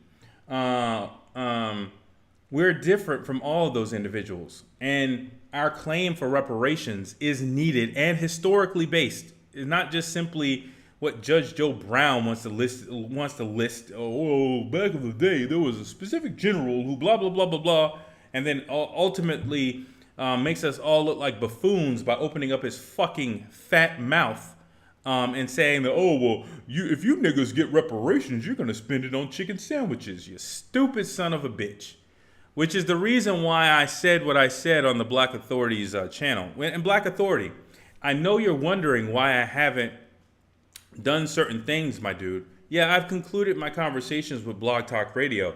But at the end of the day, there's a statute of limitations for any crimes. I don't have to rush to talk to the Louisiana State Attorney's Office or talk to the New York State Attorney's Office or rush to go talk to an attorney.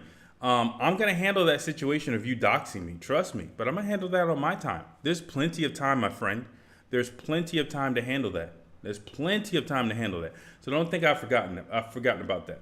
But anyways, all these other people that are involved in this situation, it seems like they have forgotten that reparations is the primary thing that's needed and necessary, right?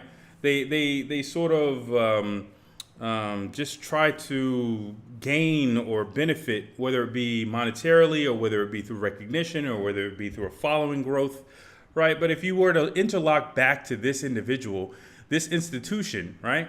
How can for instance, a Senate committee, whether it be bipartisan or not, really counter a bunch of historians saying, yes, reparations is needed.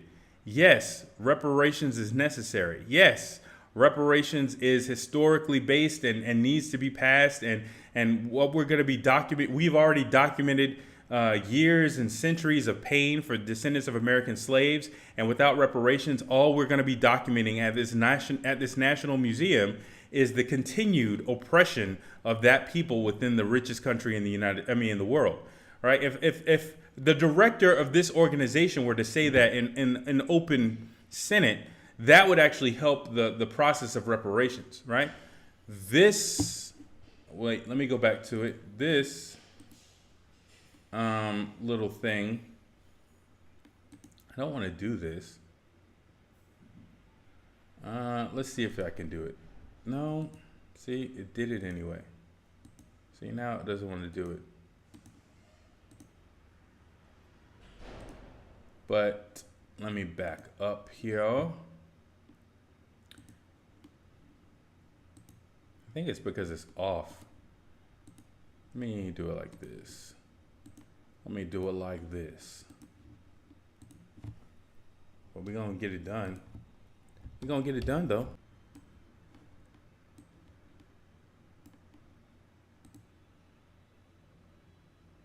Wow. So my capture software stopped. I don't know why, but anyways. Um, but the Hidden History Museum doesn't do that. The Hidden History Museum doesn't do what this institution could, right? It's not about elitism. It's not about any of that, right? There is nothing that it's not like we're pushing for something to be a part of this museum that this museum wouldn't actually want to add if we're actually asking for it, right? I don't see any sort of agenda coming out of the African American History Museum that's to the point of trying to be supportive of white supremacy as of yet. As of yet. If we abandon this institution and they start getting starved for funding, then I can see that type of stuff happening. Where even if you have a large amount of black people within this institution is basically an institution of bootlicks, right? I could see that happening. But as of right now, I don't see any of that happening. But at the same time, I don't see us pushing these types of institutions in the proper direction. So instead of us focusing effort on what is honestly, based off of the numbers that I've on the back of my napkin calculated, is a very horrible use of the land. From a business standpoint, I know Tariq loves us. I know he loves us all like we're his children. I know that. I know he would never in a million gazillion years grift off of us and include us in what should be a private funding for a business venture. He would never do that in a million years. He would never he would never steal or grift a dollar from descendants of American slaves. I want to say that publicly.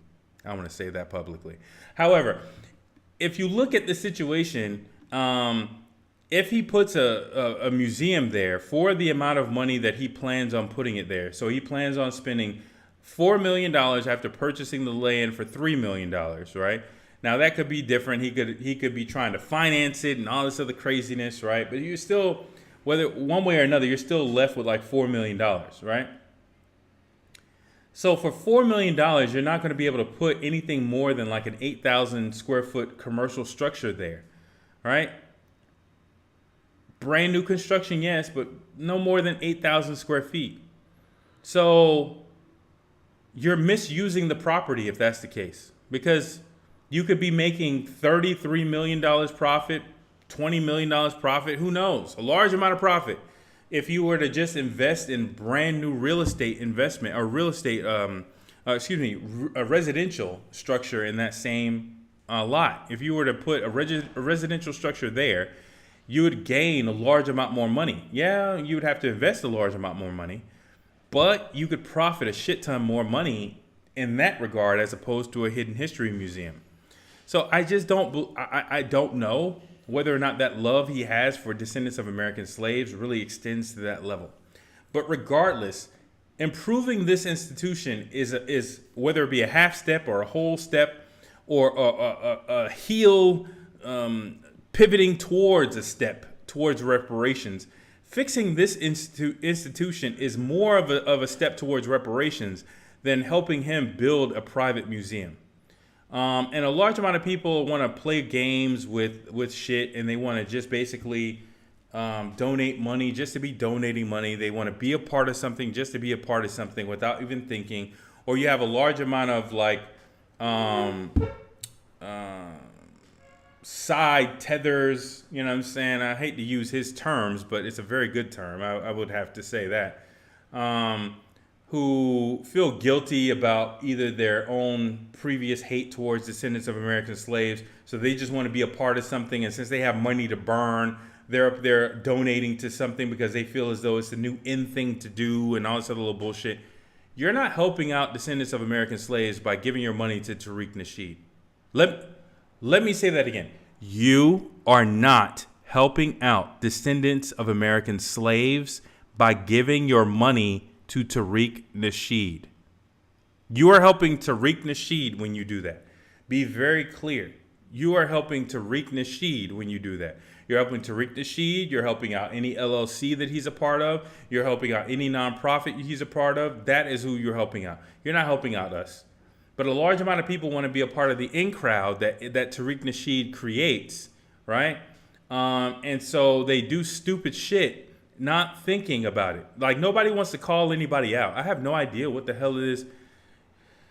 I have no idea. Whether you're talking about Tariq Nasheed, whether you're talking about Kwame Brown, whether you're talking about anybody, call them the fuck out, right? Call them the fuck out. ISIS, I love you. You're awesome. You're cool. But I'm about to call you out too. I'm about to call you out too. You know what I'm saying? And when I call you out, don't think that it's not love behind it. I'm just saying. Like, you have to be able to call people out. If somebody's doing some stupid shit, or if somebody's doing something that you just see is just kind of funny style, you got to be able to call them out. Somebody has to be able to call me out too. If you don't never call me out for nothing, then I know you don't give a damn. You know what I'm saying? You got to call people out. And the only reason why you're calling them out is because you want to see them do better. Now, if they don't take it like that, if they want to do some stupid shit like put your number out for other people to try to call the police for a wellness check, then that's a different story, right? You got to handle that like the crime that it is and like the threat to your life that it is. But in general, like, we've lost the ability to call people out, man. We just get into these groups and we just go. We just get into these groups and we go. Whatever they say, we just go. We just do. Okay, cool. We going left, we going left. There's a cliff over there to the left. Okay, well, maybe the leader has a plan for us all. Okay, everybody's just falling off the cliff. Okay.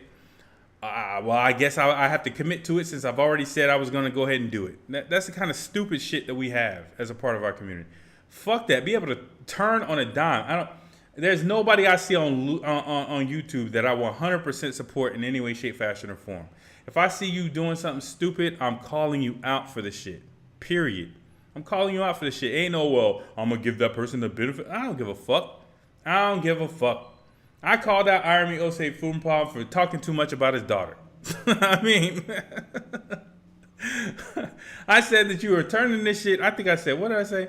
I was like, you was turning this into a support group, a post PTA meeting support group, because you keep on talking about issues that don't really affect the wider descendants of American slaves. I called him out for talking too much about his child. I don't give a fuck. I'm calling out everybody. If you're on some stupid shit, I'm calling you out for it. It doesn't really matter. But if you can't take it, then that shows me, then I hit the spot. Right? If I thump you on your skin, that has no problem, right? Maybe it hurts a little bit, but you ain't gonna catch an attitude. But let's say that you had a knife stuck in you, or a piece of metal stuck in your skin, and I thump you right on the point of where that piece of metal is poking out. Oh, you're gonna jump in that situation, right? In that situation, you're gonna overreact, right? And when you overreact, that's when I'm gonna think to myself, I'm going to keep thumping you. I'm going to keep thumping you, and I'm going to keep thumping you right fucking there. I'm not going to let up. I'm not going to stop. It seems like I hit the nail on the head whenever I do that, right? If I'm criticizing you and you catching an attitude, it seems like, okay, well then my criticism is correct. Because if it wasn't correct, you wouldn't even care. If it wasn't correct, you wouldn't care. If I didn't hit you at all, if I made a statement like, hey, you know what I'm saying, you have too many freckles on your face and you have no freckles on your face, then that's not really going to be an insult that's going to stop you in any way, shape, fashion, or form, right? But if I call you out for something and it's actually real, then hey, you're gonna catch an attitude on that. You're going to catch an attitude on that. And when you catch an attitude, that's when I know I got you, boy. So at some point, Tariq Nasheed is going to have a little... Because here's the deal. Let's back up for a second. So it's a lot of dramatic questions associated with the grift, whether or not there's any grifting or scamming going on here. I posted some questions associated with the numbers that I can see back of the napkin calculations on this Hidden History Museum. But I wonder why TBA hasn't called this out. I wonder why Professor Black Truth hasn't called this out. I wonder why Judge Joe Brown hasn't called this out. I wonder why Dr. Boyce Watkins hasn't called this out. I wonder why, what's his name? The old guy back in, what's his name? I forgot his name. But I wonder why a large amount of people are not calling out this Hidden History Museum as very suspect. You're asking for donations for a museum on this property. Doesn't make sense for you to put a museum on this property. The schematics that you have up, the mock-ups that you have up of how big this thing is going to be, just doesn't make any sense. The amount of investment return that you can get on your investment if you were to invest in a residential venture in the same structure, in the same lot, seems like it would give you more money, right?